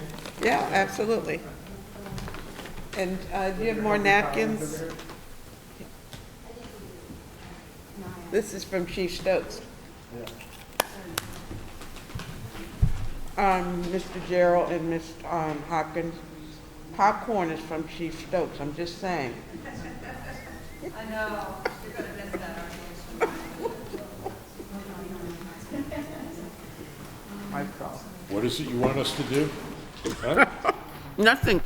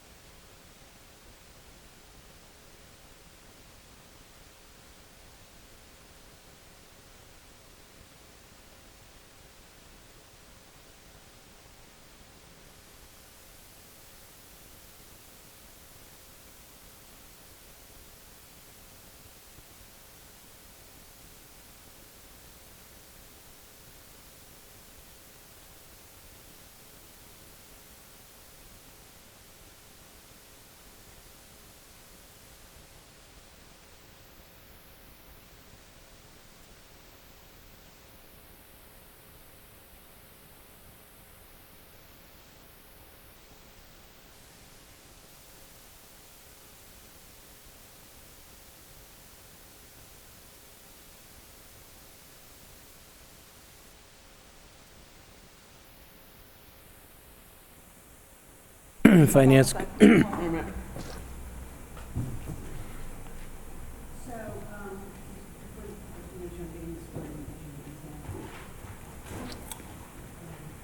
what is going on here?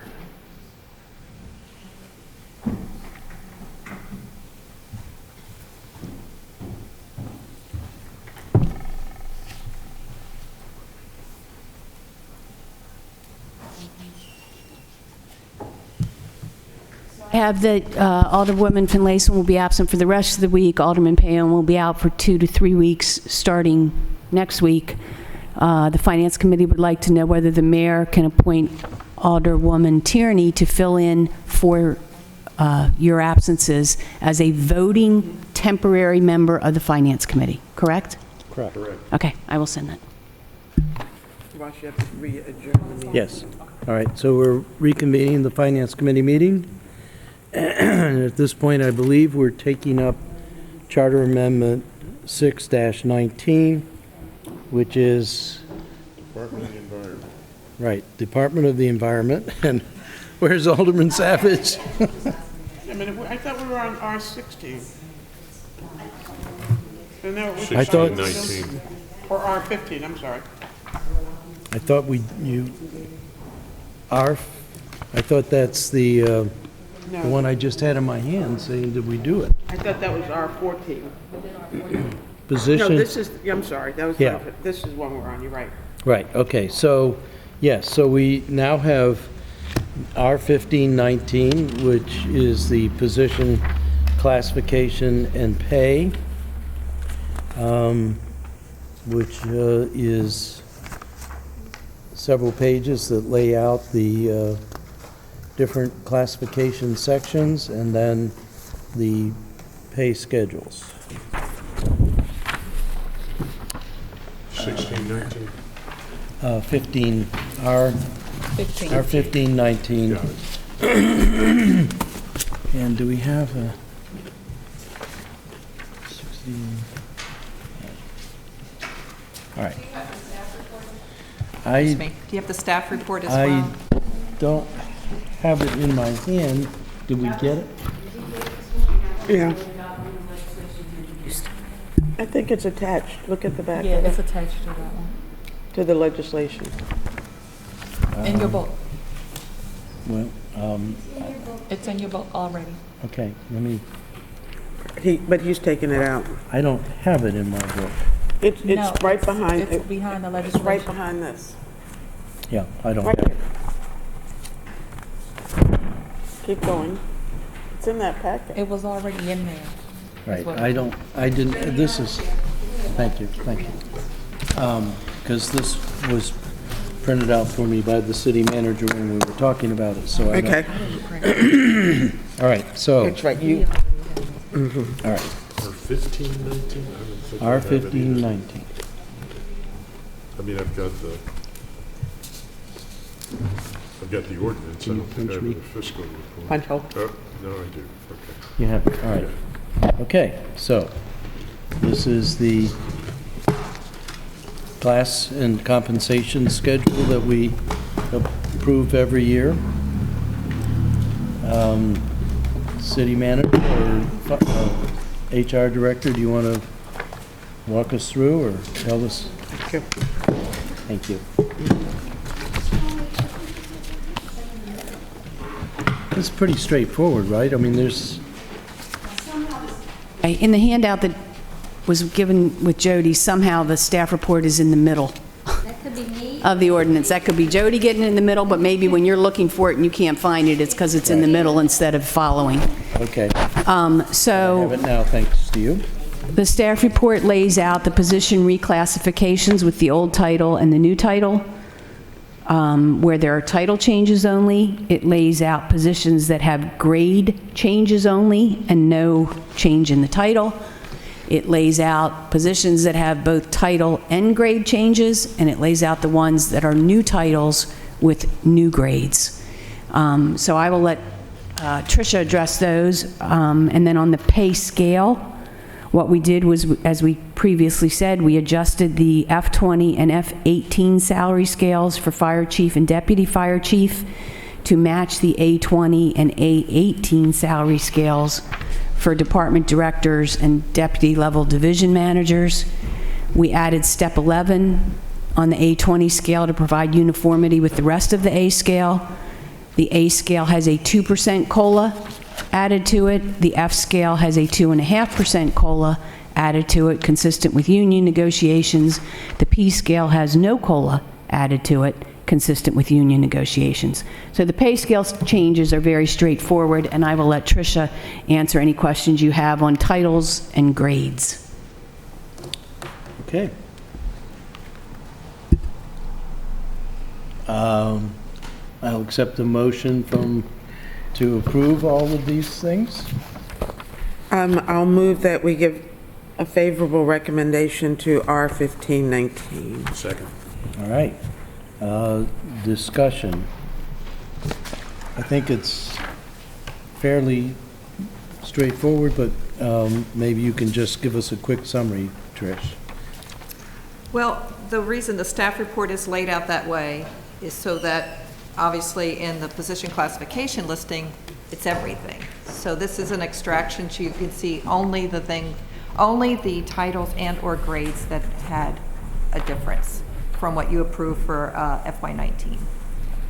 And again, we're implementing changes that are a result of the Evergreen Solutions Classification and Compensation Study. The recommendations were reviewed by my office. Now we're in discussion.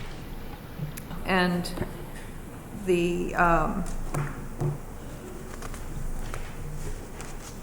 positions that are listed here also include not just the Evergreen Solutions, but when we were going through and we were looking at conversion of contractual positions. So that's where your emergency management planner came from. That was a contractual position, didn't have a title that was in the position classification listing.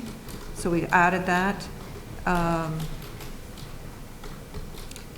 All of the others should be directly related to recommendations that have occurred throughout the year that are consistent either with the classification study or that level of review. I have a question. And of course, collective bargaining changes are what led us into the COLA changes. Alderwoman Finlayson? So the new positions are moving from contract to, You talking about an OEM? I'm talking about in general, because I heard Ms. Hopkins say that furthering our efforts to eliminate all the contract positions.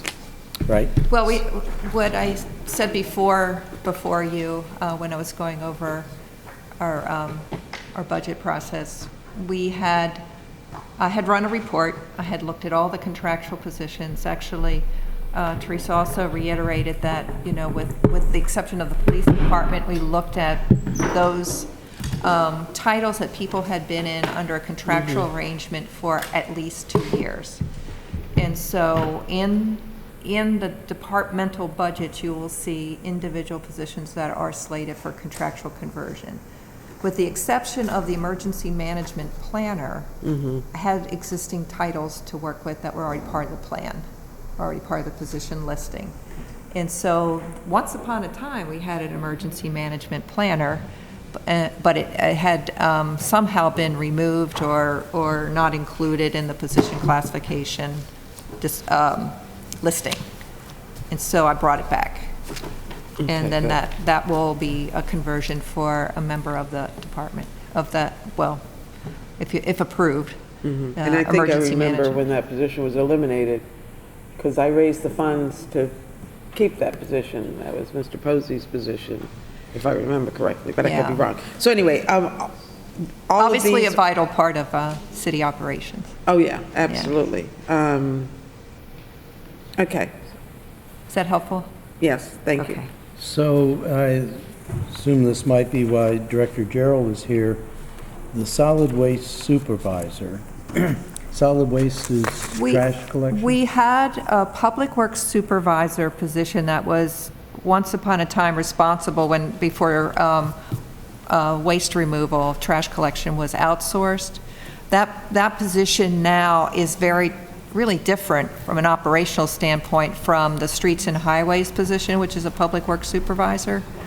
So during the course of the class and comp study, it was determined that both of those positions had responsibilities that elevated the grade assignment. In the case of the streets and highways public works supervisor, that will retain the title, but will be a grade change. And then the solid waste supervisor is really overseeing the contracts that we have with the outsourced vendors. And so that's just, they're not the same. They're not similar in description. They really needed to be separated and uniquely situated to the positions that are held by the current incumbents. And that's why we have a creation of a solid waste supervisor title to distinguish that person from the public works supervisor who oversees a pretty sizable span of control as a streets and highways supervisor. So it's not an addition of a position, it's... It is not in the pay addition of a increase, position right. at all, no. And then- It is separating those two to give them their own titles because the functions are so different. So then there are, in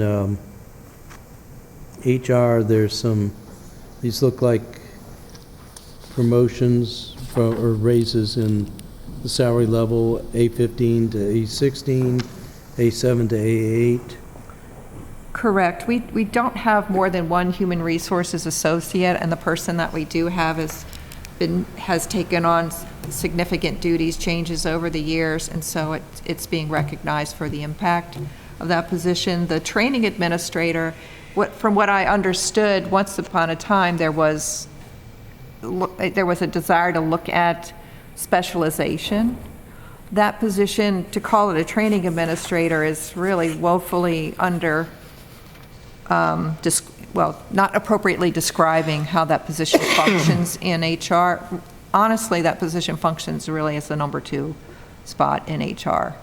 There's quite a breadth of responsibility, and it's really not focused on training. That's really a lesser duty in terms of the lineup of duties. That individual is the chosen person to act in place in the absence of the manager. That person is the individual that is largely responsible for a lot of our HRIS-related responsibilities, including implementation of HRIS improvements.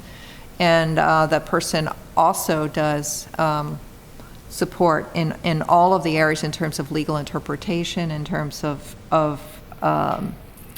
support to employees in employee relations backup, and anything classification and compensation. So it's really a full range generalist responsibility functioning at a higher level. So that's why that's... And do these come with changes in the job description?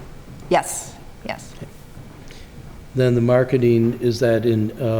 That's in Recreation and Parks. Right. And the forester. Now, these positions, the 2 positions in Office of Emergency Management, these are currently under grant is there a change in the pay itself, or is it just The converting them to emergency civil service? planner grant specialist was an office support associate position at a grade 7, I believe, if I'm remembering that correctly.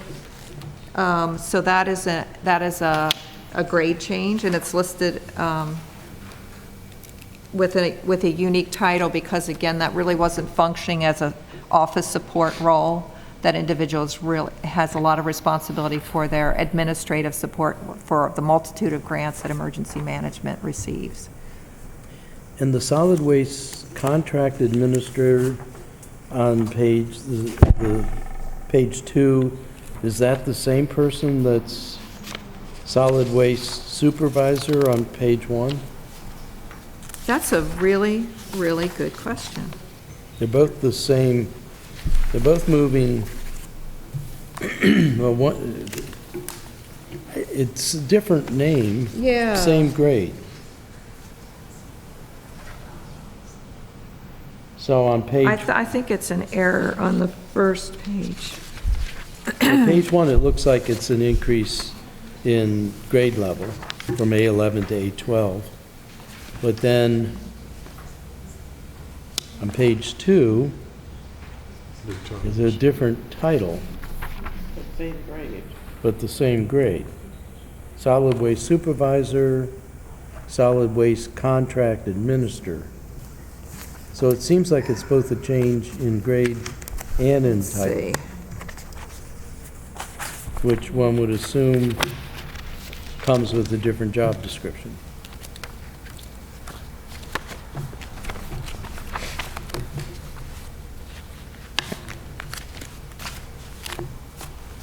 It's an excellent question, Okay? and, yeah, I need,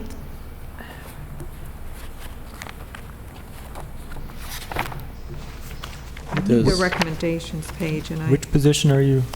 We're looking at, on page 1, down at the bottom, solid waste supervisor, which is, it says grade change only, but then on page 2, solid waste contract administrator, which seems like it's a title change. So one of them could be moving the position from A11 to A12, and the other one could be changing the name and presumably the job description. I need to get my documents from Okay? the study. And I thought I had it here, but I don't have it here. If you'll bear with me, Gerald know the answer to this? pardon me? Would Director Gerald know? I don't think so. Okay. I don't know All off right. the top of his head. All right. The, do we have some place, all in one place, Jody, the overall impact of these changes in terms of increased pay? Yeah. So, well, in one place, I mean, there, if you look at the fiscal impact, these ones says, identify in the budget book. So. Yeah, go find them. Yeah, I don't have it in the same way that I can show you. I believe that the contract administrator and supervisor positions are the same position. And the supervisor is the new title, correct? Actually, they're, Administrator. the supervisor, Ms. Dickerson, could you turn your mic on, please? Yes, I believe these are the same positions. I've got the same name by the positions. One has a 0 and one has a salary by it. So provided she can confirm, I believe the supervisor title is the new title. What I'm seeing is, okay, I'm sorry. the Supervisor. position, David, the position for solid waste supervisor functions more as the contract administrator, but has responsibilities, Take this up tomorrow. supervisory responsibilities, the assignment of,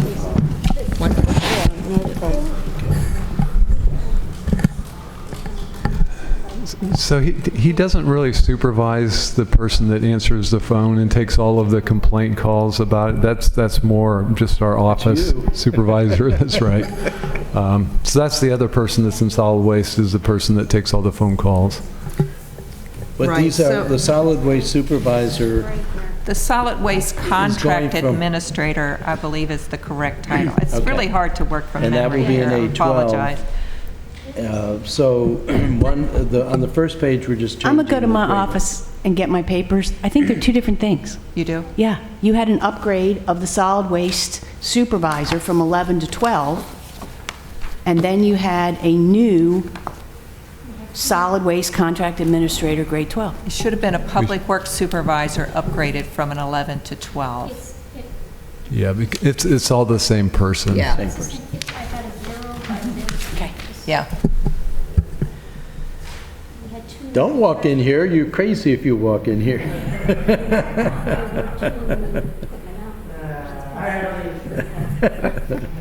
No, if you want to be here, that's Yeah, fine. Mr.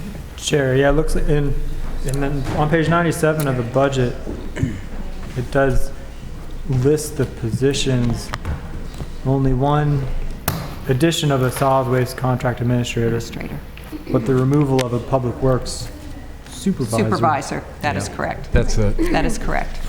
So it's the same position, it's just being renamed Right, and upgraded. correct, correct. So that's And different than the one in here that says, we did not have a solid waste supervisor title. okay, He was a public works supervisor in title. okay. So that should be public works.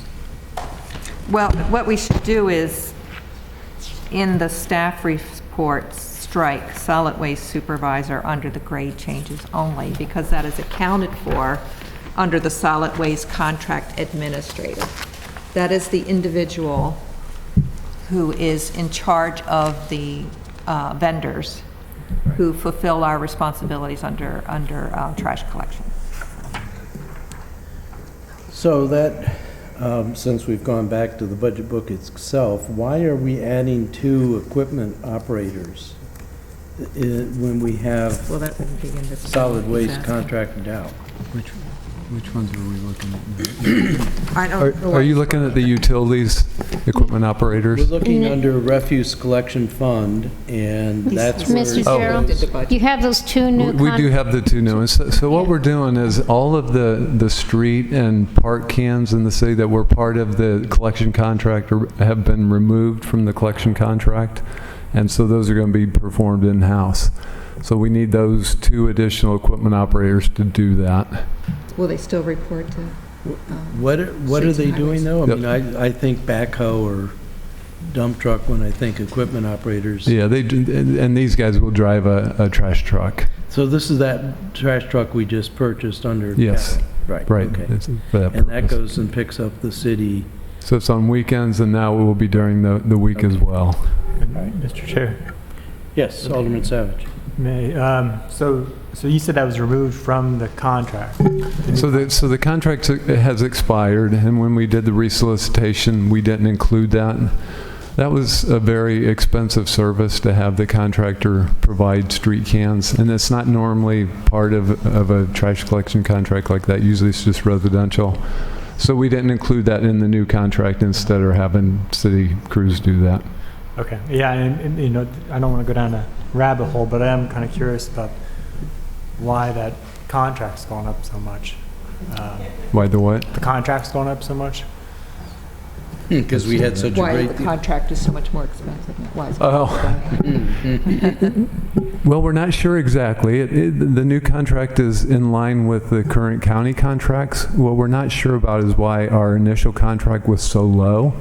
I mean, at the time that we knew it was because it was much lower than any of the other contracts in the city. And maybe it was just because it was the first time we've ever done it. And so Bates really wanted to get it on the ground floor, but it was extraordinarily low. And we knew that. And now it's back up to levels that normally is. It's back up to probably the bid that our Public Works Department put in for. Not quite. I think we were still a little bit higher, but yeah, it's back in that range. Yeah, Alderwoman Tierney. Yeah, I don't know, are we in sort of a random order? But I was going to ask about the title change. I'm learning that our transportation department handles buses and then also enforcement. So I'm curious, and I don't think you'll be able to answer this unless it's a Rick Gordon question. The title of transportation inspector went to transportation coordinator. Is that coordination of bus systems, et cetera, and is that position, I assume, filled? It's an existing position. Yeah. Yes. And it was kind of a misnamed responsibility. That person was doing taxi cab inspections, but also a myriad of other responsibilities that really went beyond that one specific task or segment of tasks. And so it was appropriately renamed, and then the job description was redesigned or rewritten to be inclusive of the other responsibilities that had not been included in the original. All right, and then just lastly, just to piggyback on my colleague's question, is it possible in the fiscal analysis to get a one lump sum dollar figure on what these impacts are? Yeah, Was that answered? I don't know if it was answered. Yes, I think Finance Director said she would get that for us. So you're Is it doable? interested in a sheet that has the fiscal impact of these particular changes that are in this resolution, correct? Yes. Okay, all right. I can get that. So It's it's not in one about- place now, but I can get that together. All right, so, there's a couple other things here. The Pip Moyer Rec Center Facility Supervisor now goes to Facility Supervisor. Yes, thank you, Director Gerald. Is that because they're now also going to be supervising Stanton Center or other facilities? No, the consultants did not care for specific names, like when we call it the Stanton Center or when we call it Pip Moyer. They felt that from a classification naming standpoint, you shouldn't do that. What if you changed names? What if you added more? What if you know, so their recommendations are more in line with it. They don't feel the naming convention should include the facility's actual name in it. So the same kind of thing for the Parks Maintenance Worker 3? Well, that's a functional change because the Parks Maintenance Worker 3 is the crew leader of a crew of lower level maintenance workers, 1s and 2s.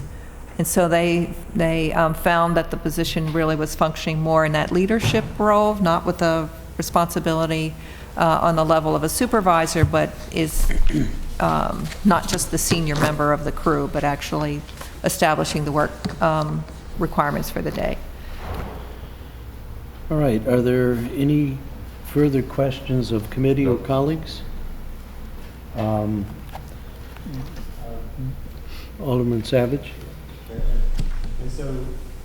Sorry. And to just clarify, on page 2, the new titles and grades, those are for the new, I'm trying to recall what you said. Was that the conversion from the grant-funded positions in emergency management to the civil service? So the emergency management planner, since these are not alphabetical, let's see.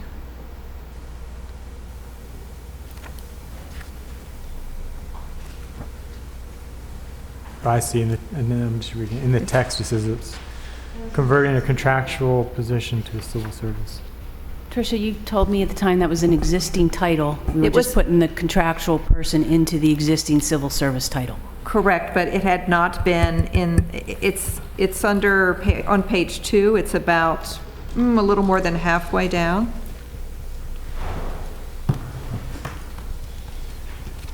Right, so Do you these... see that there? I thought I remembered the answer to your question, Alderman Savage, was that these were people who were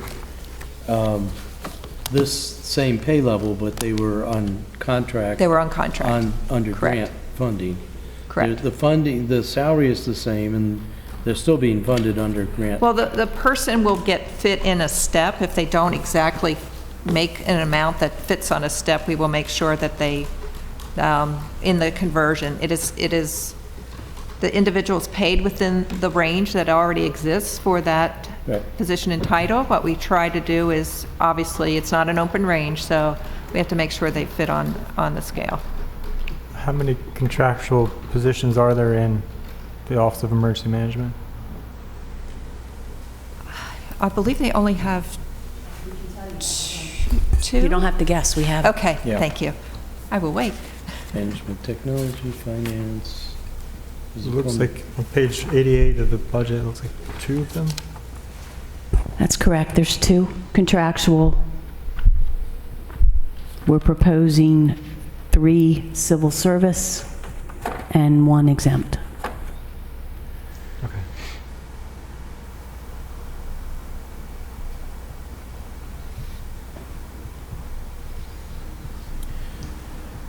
I'm sorry, we're not proposing, this, Okay, this page 88 needs to be corrected, where it says deputy fire chief. That shouldn't be there. It should be it should be director of the Office of Emergency Management, and it should be grade A18. There should be another line, is what there should be, right? So the deputy fire chief, it should say 1 in the 19 column and 0 in the 20 column, and there should be a line for the director position that shows 1 in 20, 0 in 19. The Deputy Director of Emergency Management already is civil service and remains civil service. The Emergency Management Grants Specialist was an office associate 4. So in 19, it was a grade 7 civil service position. In 20, it is a grade 8 civil service position. And then the emergency planner position is civil service in 20, and it was contractual in prior year. Now, in terms of the shift from contractual to civil servant, can you remind me what the policy that we have, wasn't there something adopted about converting positions? So my philosophy is that if it is a position we would need, regardless of whether it is grant funded or not, it should be a civil service position. You can still get grants to pay for it, but if the grant dries up, you still need the position. Right. So that's, as we looked at these and went through the departments, we looked at the ones that had been contractual for at least 2 years, and we looked at whether we would need those positions or not. So in emergency management, we had the position that's currently filled by MK, and we decided regardless of whether we had a grant or we didn't have a grant, we need that position. You have another contractual position that's filled by a gentleman named John Scholes. If that grant goes away, John Scholes goes away. That position goes away. So we looked at what would we do if we didn't have the grant? Do we need the position anyway? Okay. And that's what drove the decisions that we made. Okay, no, that's very helpful. Thank you. And I that like the position balance. is consistent with the committee that Sheila and I were on years ago Yeah. under Josh, where we said that if it's a civil service job, they should be civil service, and we wanted to convert, and did convert a lot of contract positions to civil service positions. Right. They were getting civil service benefits by and large anyway, so. But Thank you. the page 89 does point out the problem of trying to figure out the impact. So you look at the table here, the budget summary. I don't know how much of the increase going from 270,000 to 392,000 is because of the normal cost of doing business versus what part of that is because we're increasing salaries. So that's why I think we need a lump sum in the fiscal impact note that tells us overall how much we're increasing the budget because of increase in pay grade versus other factors that lead to increased costs. May I ask, I guess indicating, I know part of the salaries was grant funded. So that's why it looks very low and why we're assuming the cost. She's saying no. The grant funding doesn't change. And what the grant pays for doesn't change. So this emergency management salary item for 18 at 178 is total inclusive of grant funding? I'm not going to touch what happened in 18 because I wasn't here. Okay, well, I can tell you that that's not sufficient funding to pay for the deputy fire chief and 2 planners and the deputy. They've never, So- I don't know that they've all been 100% grant funded. I can tell you they have been. Okay. Okay. From our discussions with Chief Simmons, and there was some confusion about that, I'm not sure that's accurate. Trust me, I can tell you that there Okay. were some positions in that department over the years that were grant funded. Okay, well, But we do have at least 2 people full-time, one the deputy fire chief, and maybe his salary appeared in the fire department. Okay, maybe that's part of... we'll get you an apples to apples comparison. Yeah, okay, so, thank you. But 18 is audited, so whatever the source of funding is, it should be reasonably correct level, no matter who wants to touch it or not touch it. All right, so I think we've asked for a couple of clarifications and a number, but I think we've pretty much exhausted.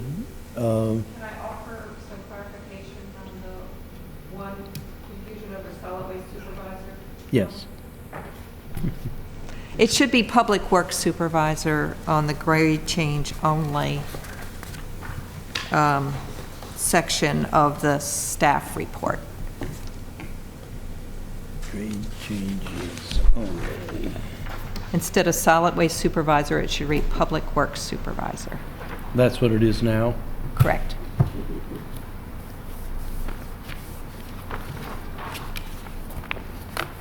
Okay. Tricia, is that the same as the solid waste contract administrator? No, It's not. Thank you. it is the Streets and Highways position. Thank you. That's what I... Yep, yep. All right. That's just it's otherwise fine in the position listing. It's just in the staff report that should be corrected. Okay. So, other than changing that to Public Works, everything in the staff report is as it should be. All right. Okay. So, what is the sense of the committee?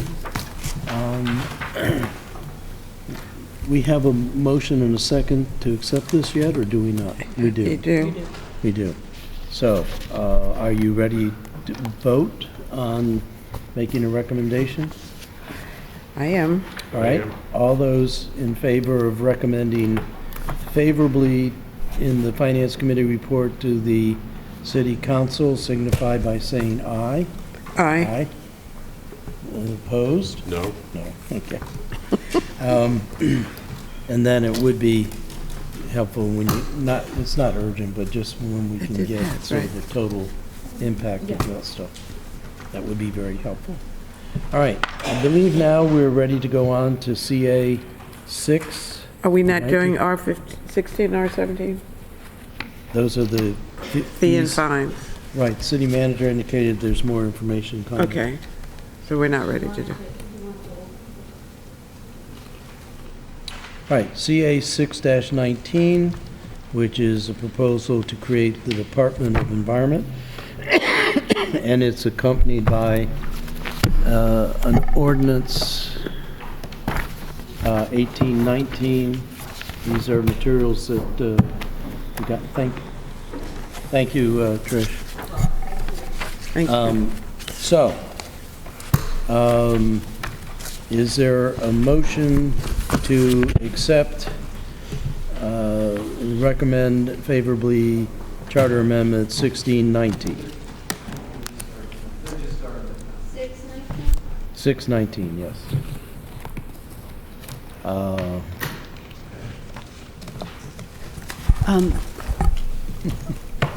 I do have a question that needs to be clarified.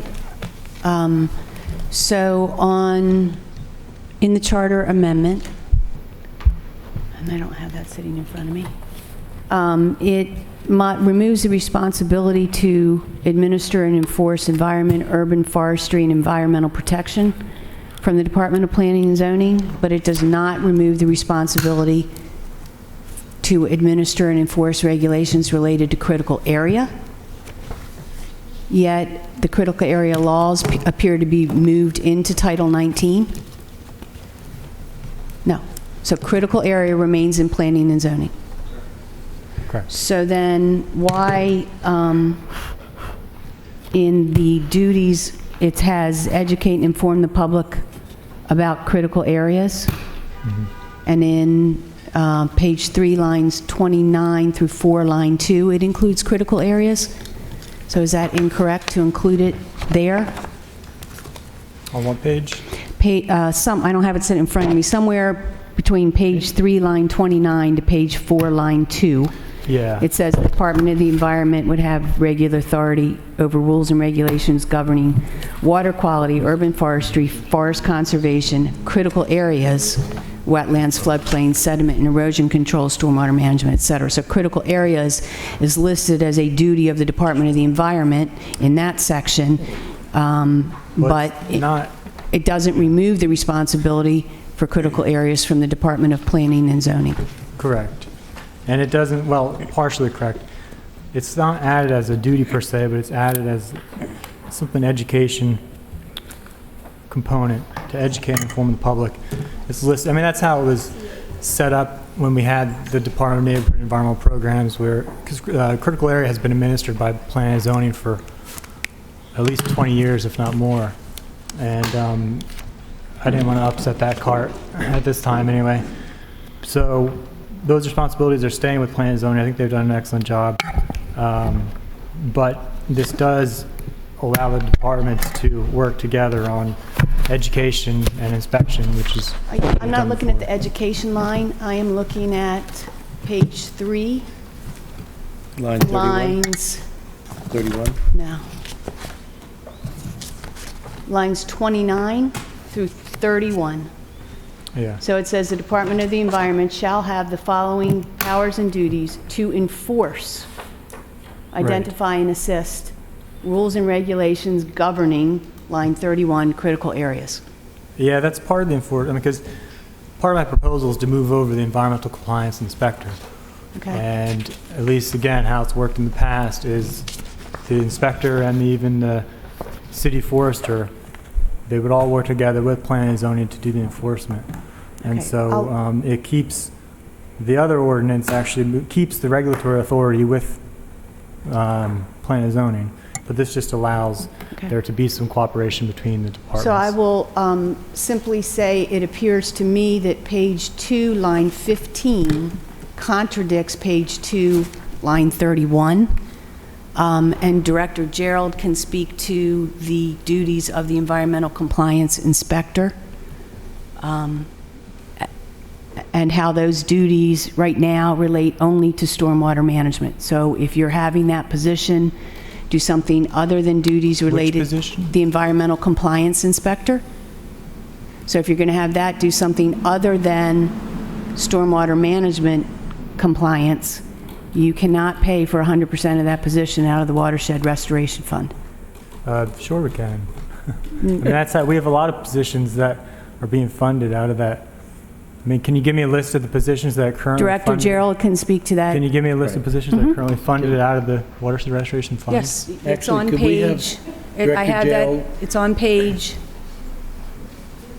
Can we have both directors come up? it's on page 96, Alderman Savage. The positions funded out of the Watershed Restoration Fund. I reviewed each of those positions with Director Gerald to confirm that they have no duties other than those that fall under the restricted purposes of the Watershed Restoration Fund, and he's prepared to address that. So, But this was not, this was critical areas. Is critical areas enforcement, as it says on page 2, line 15, under planning and zoning, or is it under the Department of the Environment, as it says on page 2, line 31? And it's written correctly. That's what I intended. I want the regulatory authority to stay within planning and zoning, but I do want to encourage the collaboration amongst the departments, which is what we've had in the past. So should line, I'm sorry, page 3, line 31. So should we take out critical areas on page 3, line 31, because it would give the Department of the Environment the power to and duty to enforce critical areas?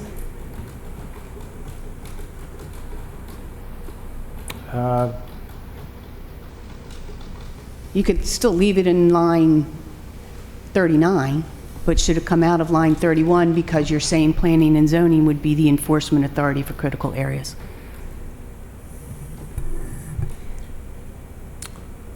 Yeah, I'll give that some consideration.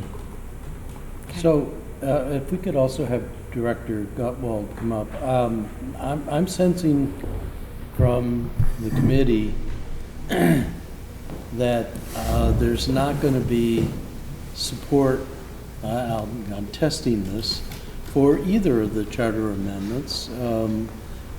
and I want to discuss this.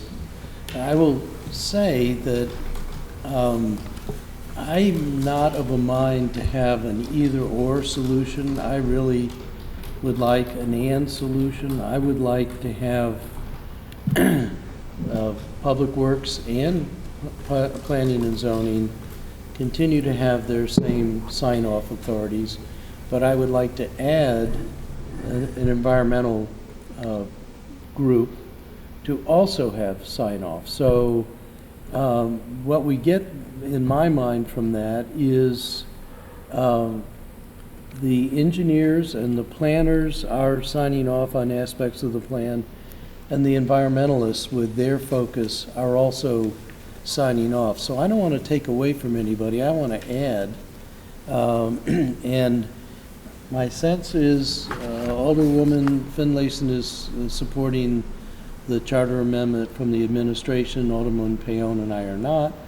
Alderman Payon is not supporting this charter amendment because he doesn't want to make any change. I'll let Alderwoman Finlayson talk to her own position on it, but I'm not seeing that we have support for either charter amendment from the committee.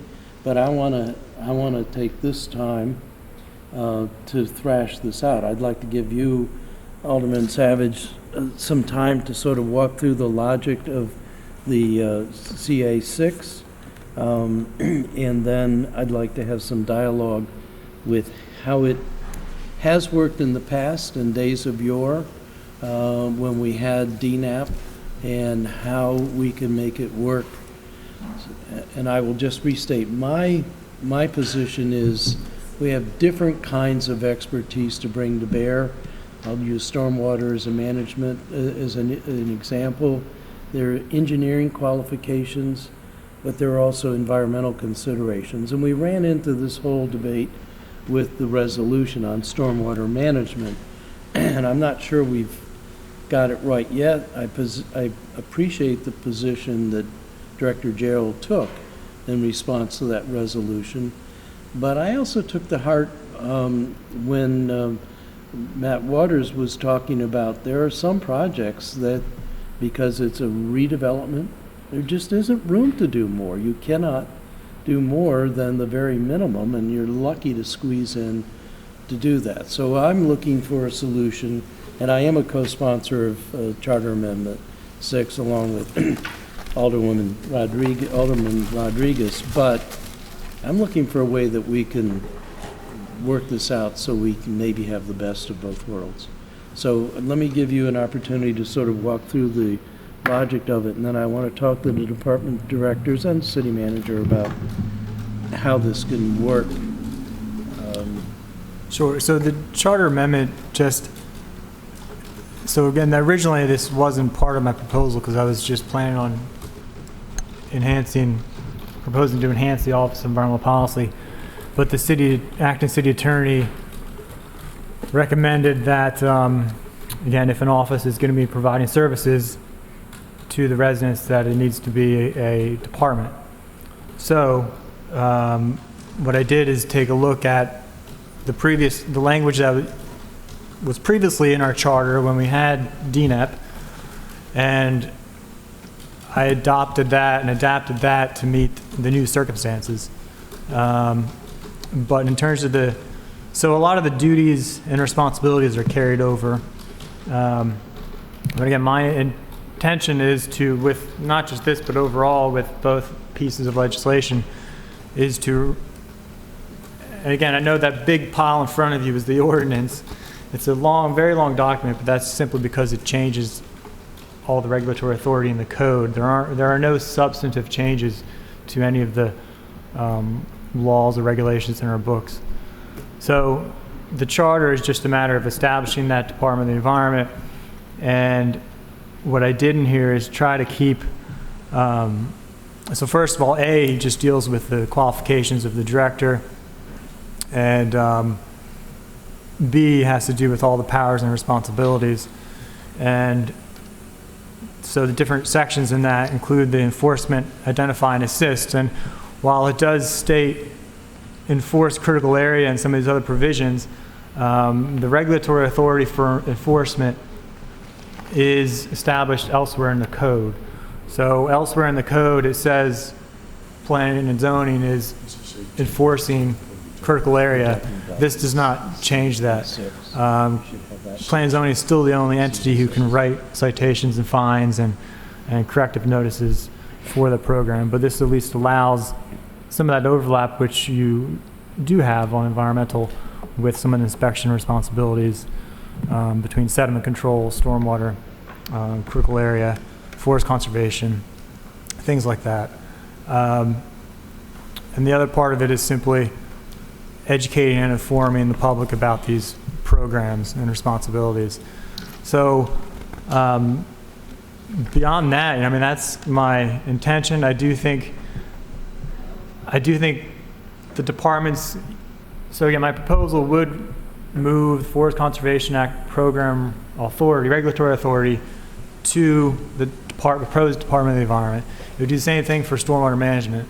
But both of those departments, planning and zoning and public works, will still have, the ability to comment and make review comments. But when it comes to regulatory authority, you have to kind of have one entity that has the sole responsibility. But again, even under DNEP, we had a situation where many of us were commenting on, you'd have the environmental compliance inspector commenting on stormwater or forest conservation, and that'd be coordinated with the city arborist. You'd have public works who would submit comments about their infrastructure and how it ties into their established infrastructure. So, public works would still have responsibility over established infrastructure, maintaining established infrastructure.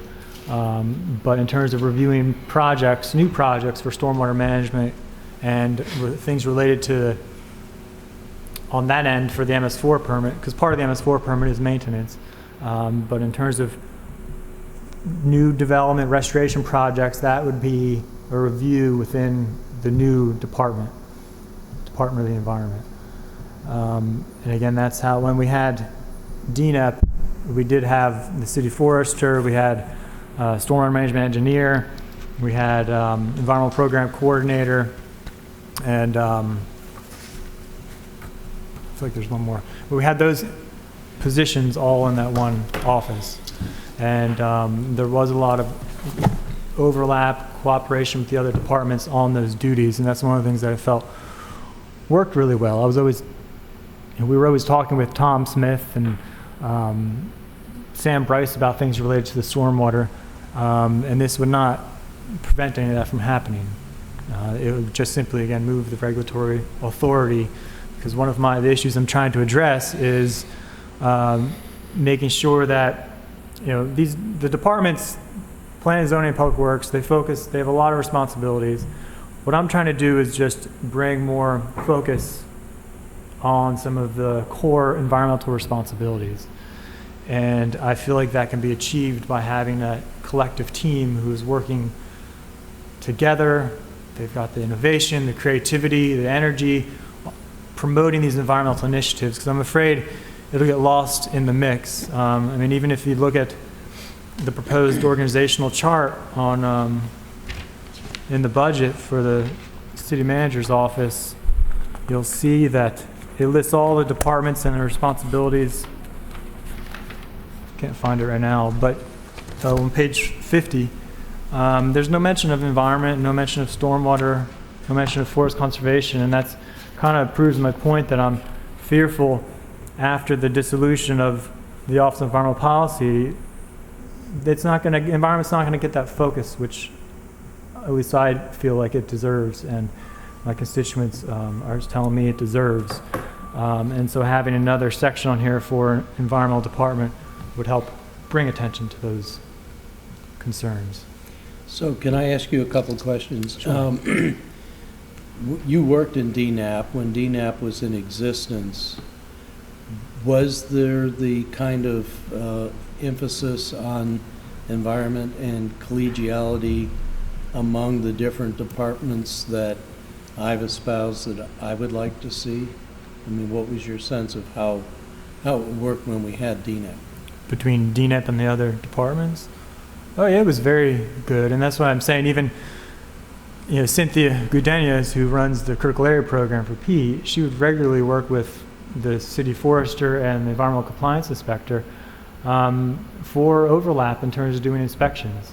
Right. And that's why I tried to put that in the charter, where she would have the final say on the enforcement, but I recall she would occasionally ask the city forester to write up a citation if she was too busy or overwhelmed, and that's where, again, it comes from that department, but it allows at the time it allowed DNEP to kind of have a role in that coordination. So, as I've listened to the mayor, and certainly as I've listened to my constituents, I'm amazed at how pro-environment the vast majority of my constituents are, and I've been hearing a lot from them about both of these changes, these organizational changes. My takeaway, my responsibility to my constituents is I want to get the best product across all venues. I want to get the best planned product, I want to get the best engineered product, and I want the product that is going to take into consideration the environment and help protect and preserve the environment to the extent that it's appropriate. And of course, that's a judgment call. So I would turn now to Director Gerald and Gutwald. You're certainly aware of these two different arrangements, and I don't want to put you in an awkward situation, but do you have some insights that you could share with us on what we're groping with here?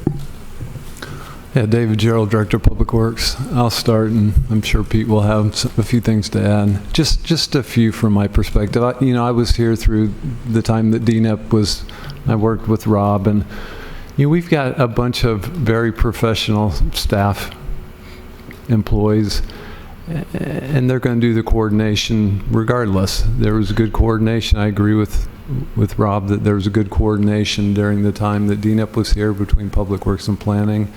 I think there's good coordination now. I think one of the big factors that we were missing with DNEP was somebody that was close to the environmental communities, with the NGOs, to do that outreach, to do that close collaboration. Jackie's great at that. I fear that if she takes over the regulatory authority, she's going to lose time to do some of that. That's really her strength, and she's supposed to be showing up, so I don't want to downplay some of the other areas, but she's not a technical person. She's an attorney, and she has very strong abilities to do the outreach and do the coordination and help set the policy. I think some of the policy setting was something we probably didn't have as much with DNEP or these last couple of years till she came, and I think she brings a lot in that area. I think our stormwater engineer gains a lot by being in a group of other engineers and not being a one-off in the department. Is that a showstopper? No, but I think, I wouldn't put him on the spot to bring him up here and have him comment on it, but I think he, for the last 2 years that he's been with Public Works has enjoyed that, being part of that group, and the engineers back him up when he needs help.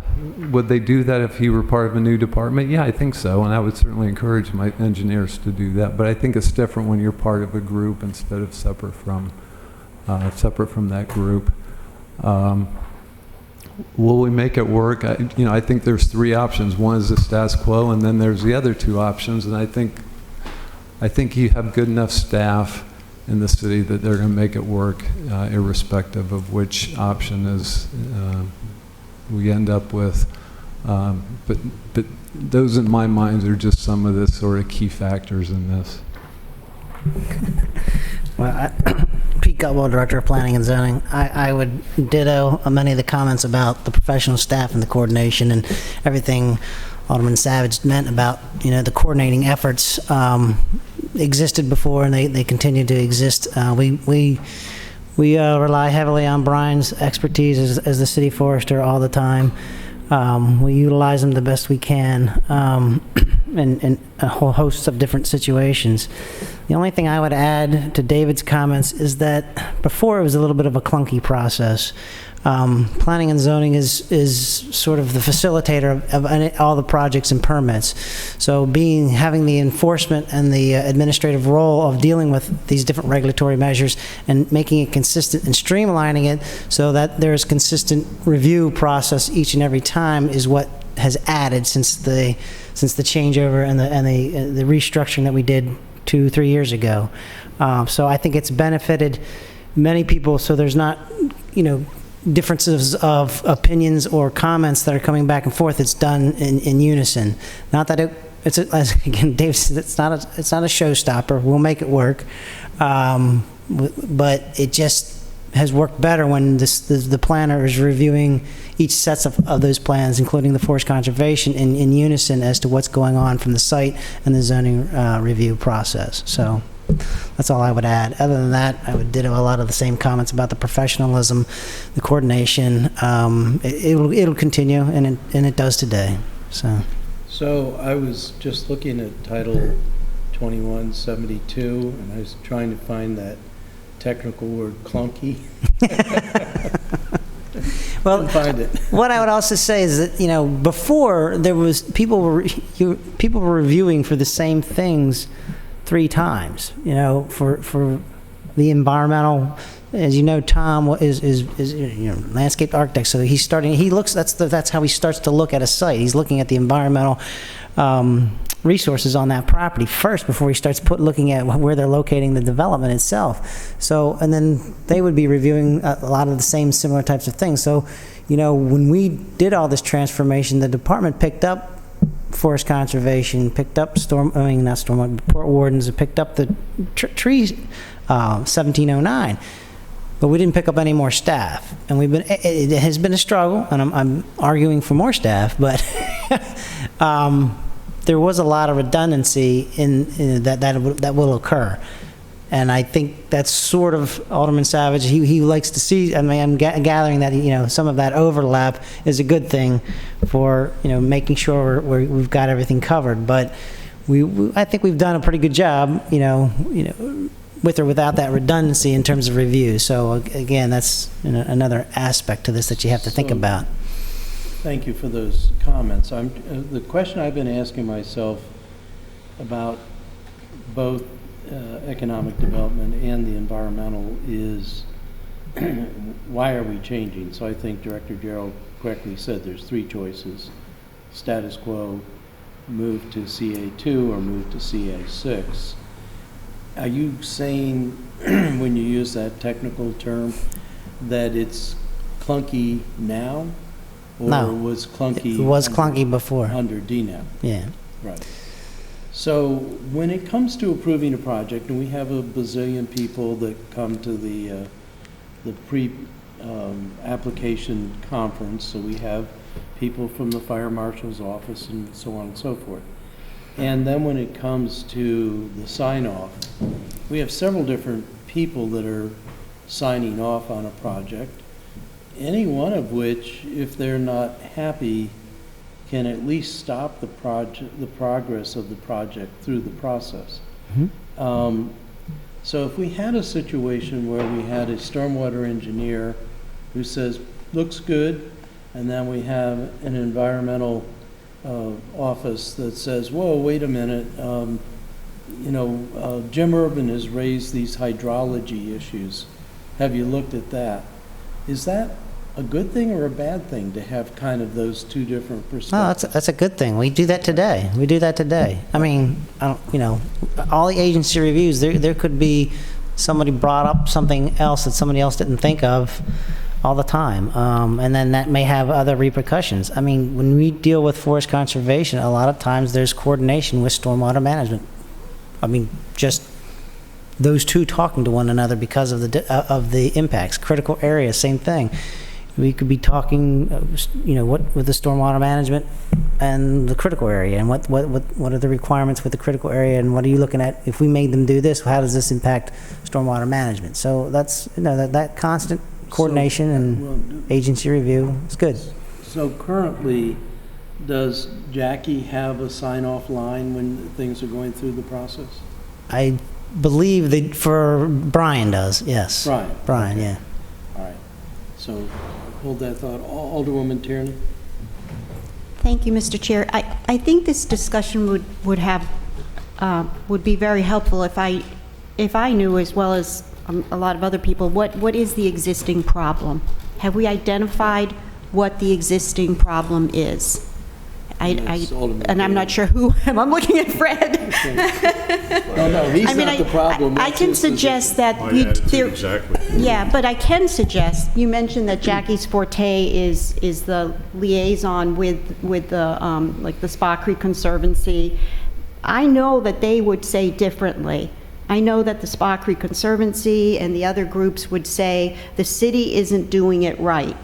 Let me just be blunt. I mean, they would say that today. So how do we fix that? I mean, what is the city not doing right? So I can respond from the mayor's perspective.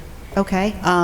What the mayor believes is lacking is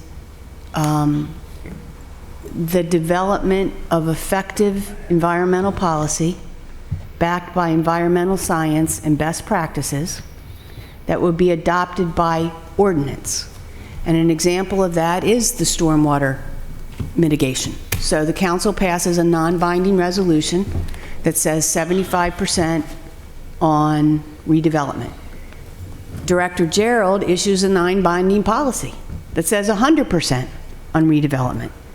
And the question we ask is, what is the environmental science and the best practices that dictates what that requirement should be? Should it be 75%? Should it be 100% of a 1-inch storm? Should it be some percentage of a 2-inch storm? Should it be some combination thing? So what is the research backed by environmental science and best practices that would lead to the policy we adopt by ordinance? So it is binding. And then the ordinance would be carried out by the department directors.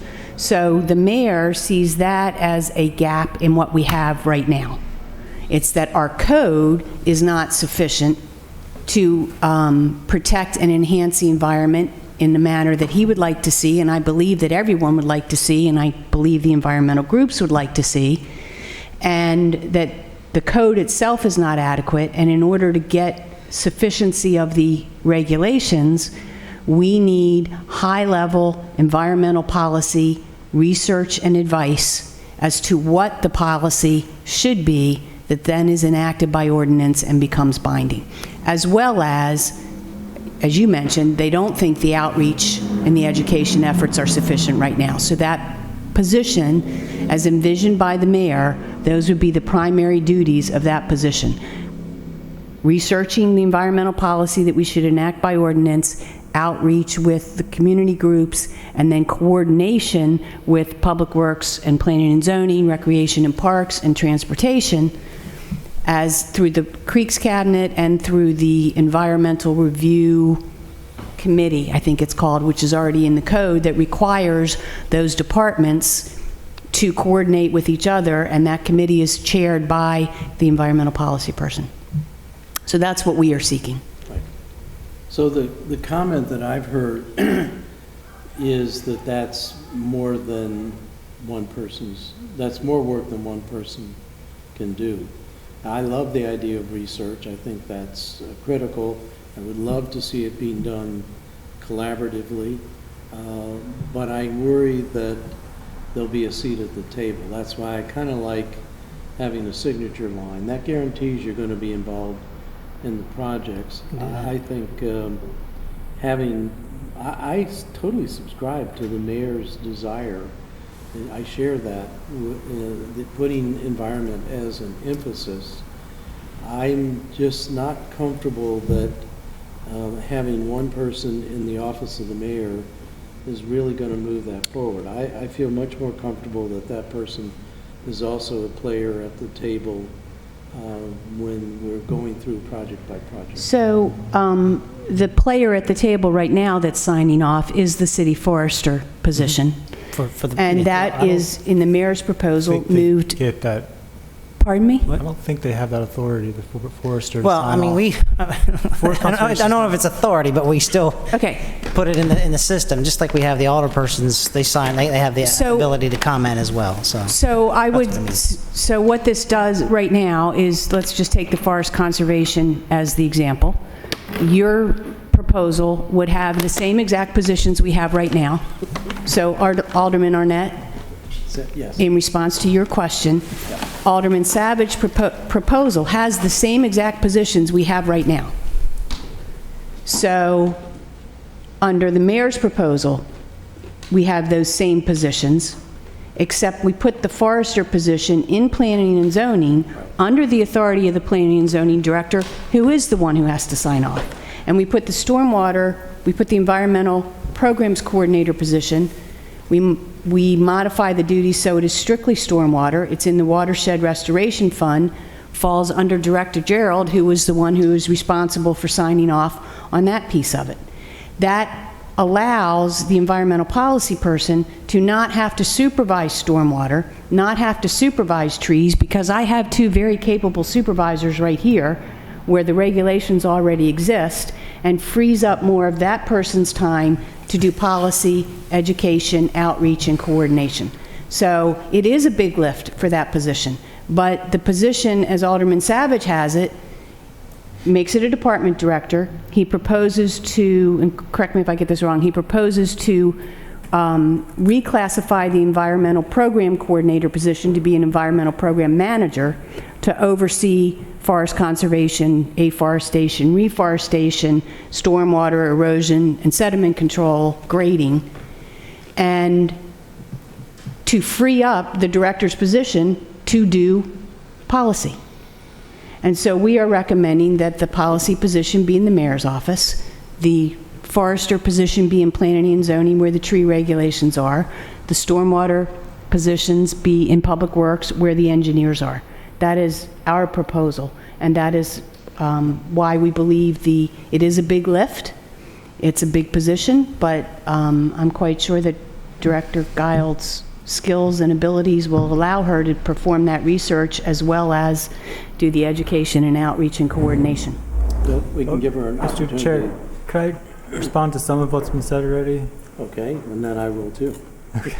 Just, so thank you, City Mayor. Yes, so in response to Director Gerald's insight in terms of, yes, I think that's one reason why I did include making the environmental program coordinator a middle manager position from the get-go, is because of my conversations with Gavin about wanting more policy done by her and in the future.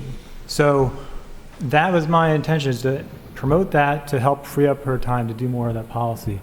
And I think so that person, environmental program coordinator or manager, if it's made into manager, would be overseeing the stormwater management engineer, the city forester, and the environmental compliance inspector.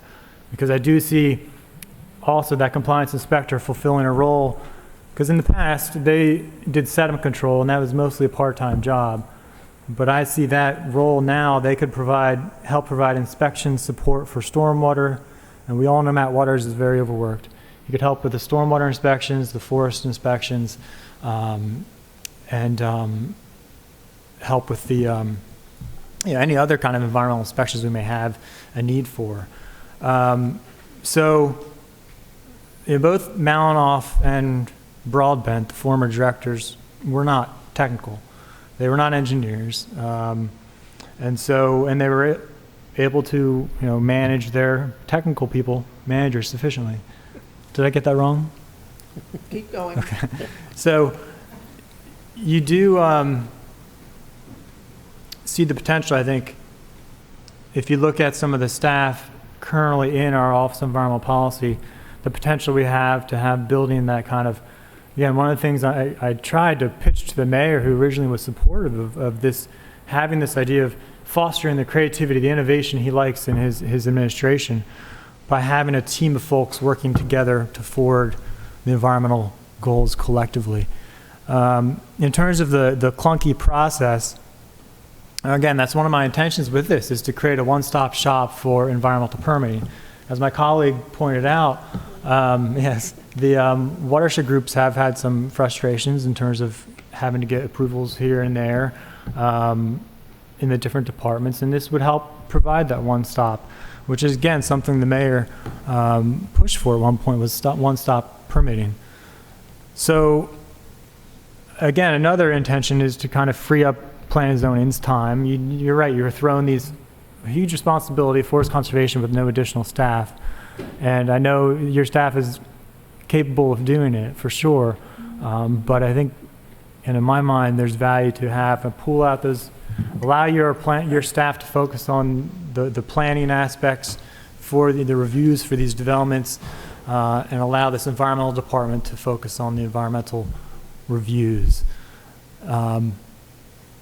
So in terms of the code, I think our code's entirely sufficient. We've had this conversation before, but it's impossible to remove all of the discretion from environmental regulations. If you look at the state statutes, there's a lot of discretion built in there. We do have to rely on our professionals and on us too in terms of refining that policy. But I think the best way is to kind of separate the environmental policy away from some of the politics. I think if we want the highest level of policy, we want to be getting some of that from our professional staff. I don't think it should be coming from the same reason for the economic. It should not be coming from the mayor's office, a political office. It needs to be a collaborative approach, and I think that nature you would get through a department structure. And again, I guess, Mr. Chair, about the having a signature line, there is value to having signature lines, but you've got to be careful how you set that up, because I think a signature line means nothing unless it has some kind of regulatory authority to it, and if they can actually implement what they want to get done. And so that's, we have had some implementation challenges, which I've been trying to address through some of this, and I think it's nothing having to do with the quality of our staff or the directors, but again, I think it's just the focus and attention that an office would, or a department would certainly give to those. So my last comment would be, actually, I guess that is my last comment. So yeah. Well, while you're thinking about that, let me make a couple of observations that I had. First of all, I had a long association with Mike Melanoff, and we became friends, particularly when he became the city administrator, but also with Maria Broadbent, and I liked her, and I watched with anguish when we did the reorganization to get rid of DNAP, and she became essentially minister without portfolio. She had no real role. She was not really invited to meetings, or at least not as much as she felt she could have been and could have contributed, and really was kind of put in a position of snooping and snitching, trying to figure out what was going on with things. And I don't want to see anybody in that sort of position. I do, again, I subscribe. First of all, the mayor is the person who brought Jackie to us. We didn't go out and recruit her from the council. And we did subscribe to the construct that the mayor brought, and I'm with Alderman Payon. I still haven't seen any strong argument as to why we should change it, but I certainly don't want to diminish it. I want to make sure that we have someone who is going to be at the table, and there's no more important place to be at the table than when we're approving projects. That's what this is really all about. So I'm looking for a solution that may be status quo, or it may be some mix of both, but I haven't really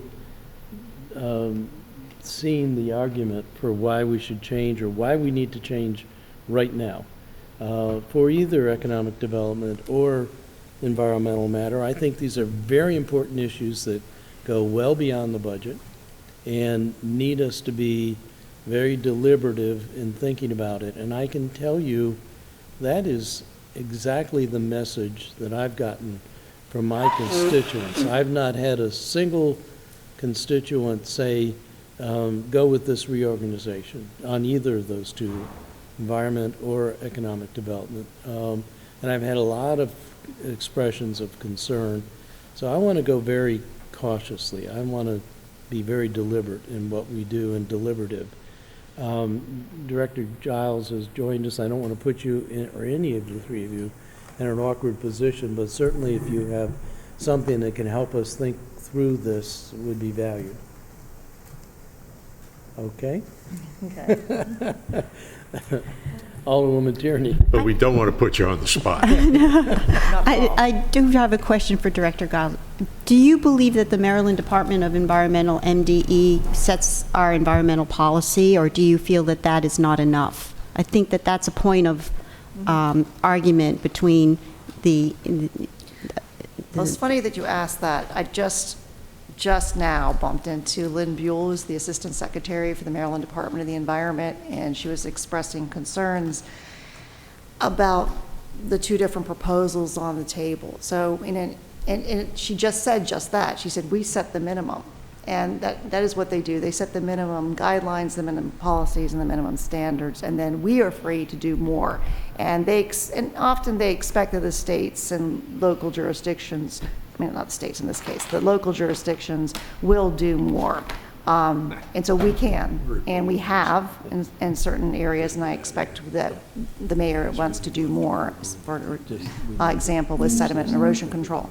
So they set the minimums for us. So what does this do more mean quantitatively? I mean, is that an engineering task? I mean, what? It's an engineering and it's a science task. Okay. And it's also a policy task. You know, do we see Well, that's important delineation. You're Right. saying it's both. It is it's- both.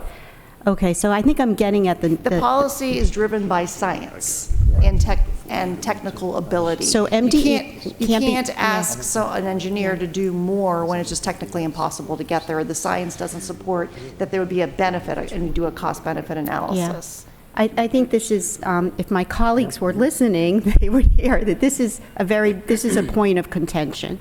Right.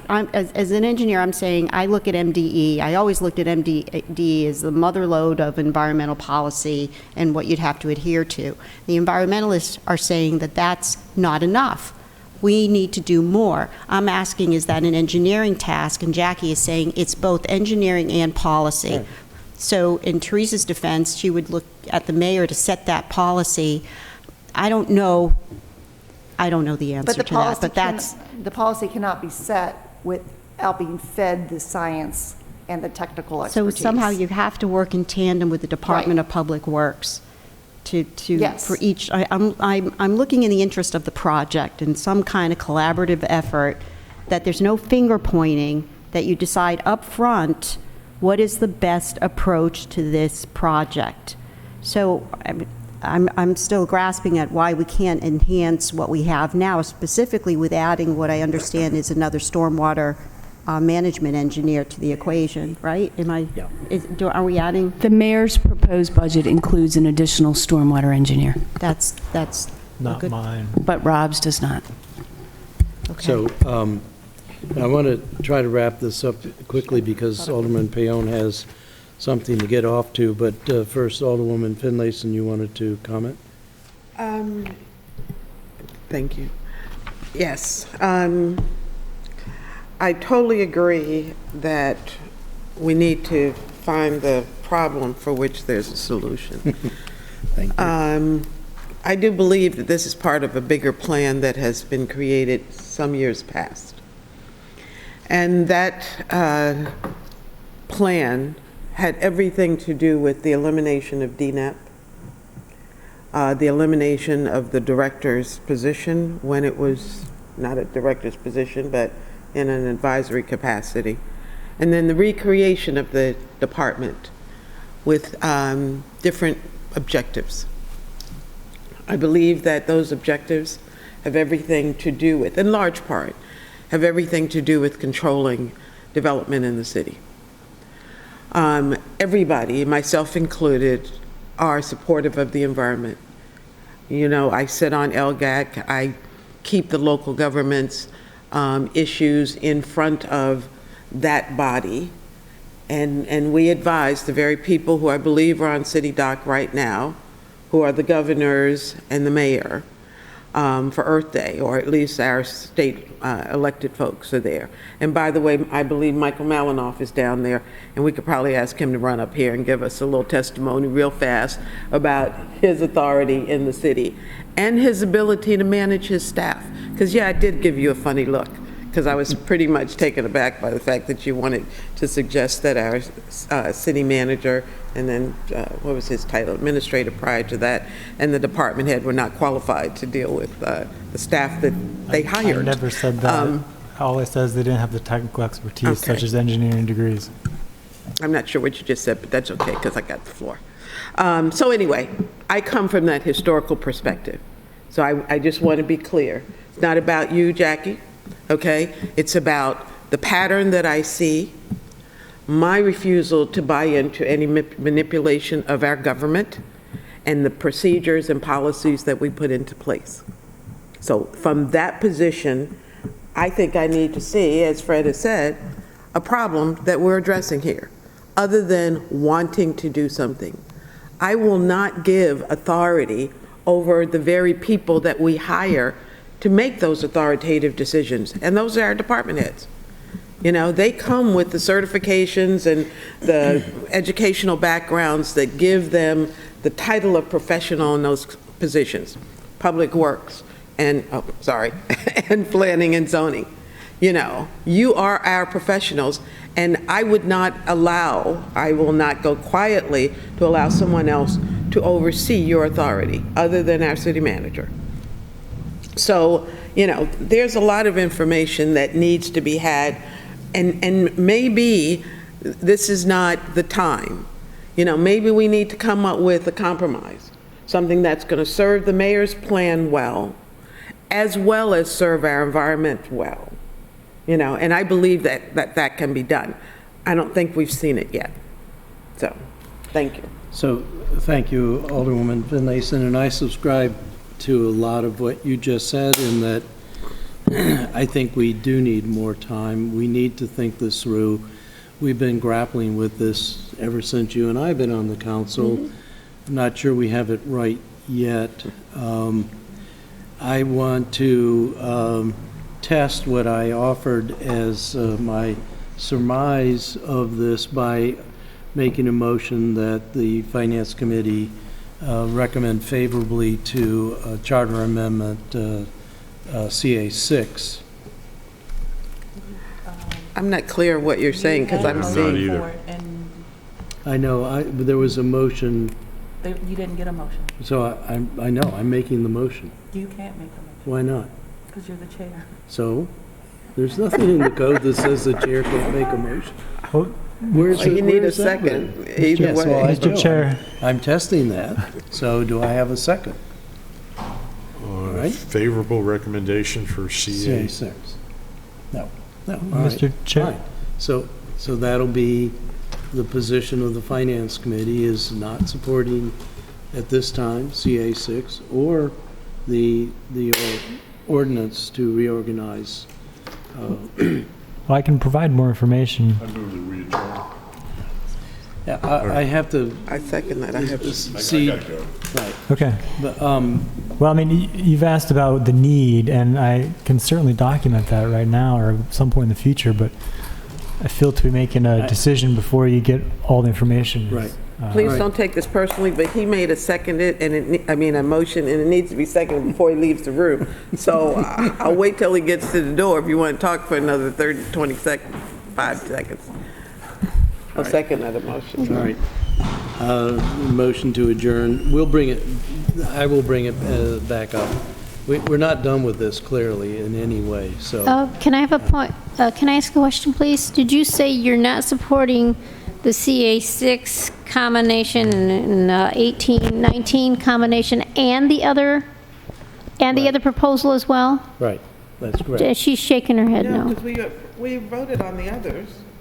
That's the only thing we haven't voted on, right? We haven't voted on the ordinance to reorganize environmental matters. Ross, what you just said was, you opposed CA6, that there was no There wasn't, favorable. there was not, right. And 18, but that's not what you Well, meant. 18 is the It's ordinance that it's accompanies the, CA6. Right, so we didn't bring up CA6, I mean, ordinance 18, but I'm assuming if we didn't support CA6, we don't need to do the ordinance. Okay. And I'm asking about the other one. You didn't comment or make a I recommendation think we deferred about the other, bringing right? that, that's correct. We have Okay, not. all right. I just Right. want to make sure when I'm writing Yeah. my notes down. So now, I think we can go on to departments tomorrow. Because tomorrow was continuation of, We haven't talked about 17 yet, right? well, I thought The we were big one? waiting, I thought we were waiting for more information on fees and fines. Okay. Okay, but he wants to move on to departments tomorrow?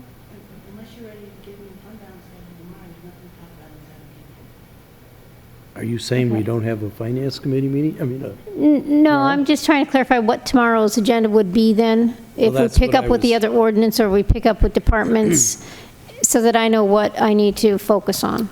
yes. So tomorrow was scheduled to be more discussion on this, these pieces of legislation. The 24th was to bring up discussion of the Finance Department, Department of Planning and Zoning, and the Office of Emergency Management. I'm prepared to move on to those. Alderman Payon had expressed a desire to do that, but I don't know whether the department heads are ready and available. Okay, so here's my dilemma. There are a couple of things that I would like to prepare before we get to the departmental discussions, which I thought would be Wednesday. Right. And also, I need to do this, I need to get the fund balancing together, so I'm just trying to decide which one I focus on. If you're going to move on to departments tomorrow, I need to shift back off the fund balance thing and do Well, the departmental You stuff. know, believe me, I probably don't sound that way, but I'm very sympathetic to the Well, I workload. understand, I just want to So know what I need to It would not bother do. me, and I'm pretty sure it won't bother Alderman Payon if we cancel tomorrow's meeting and give you time.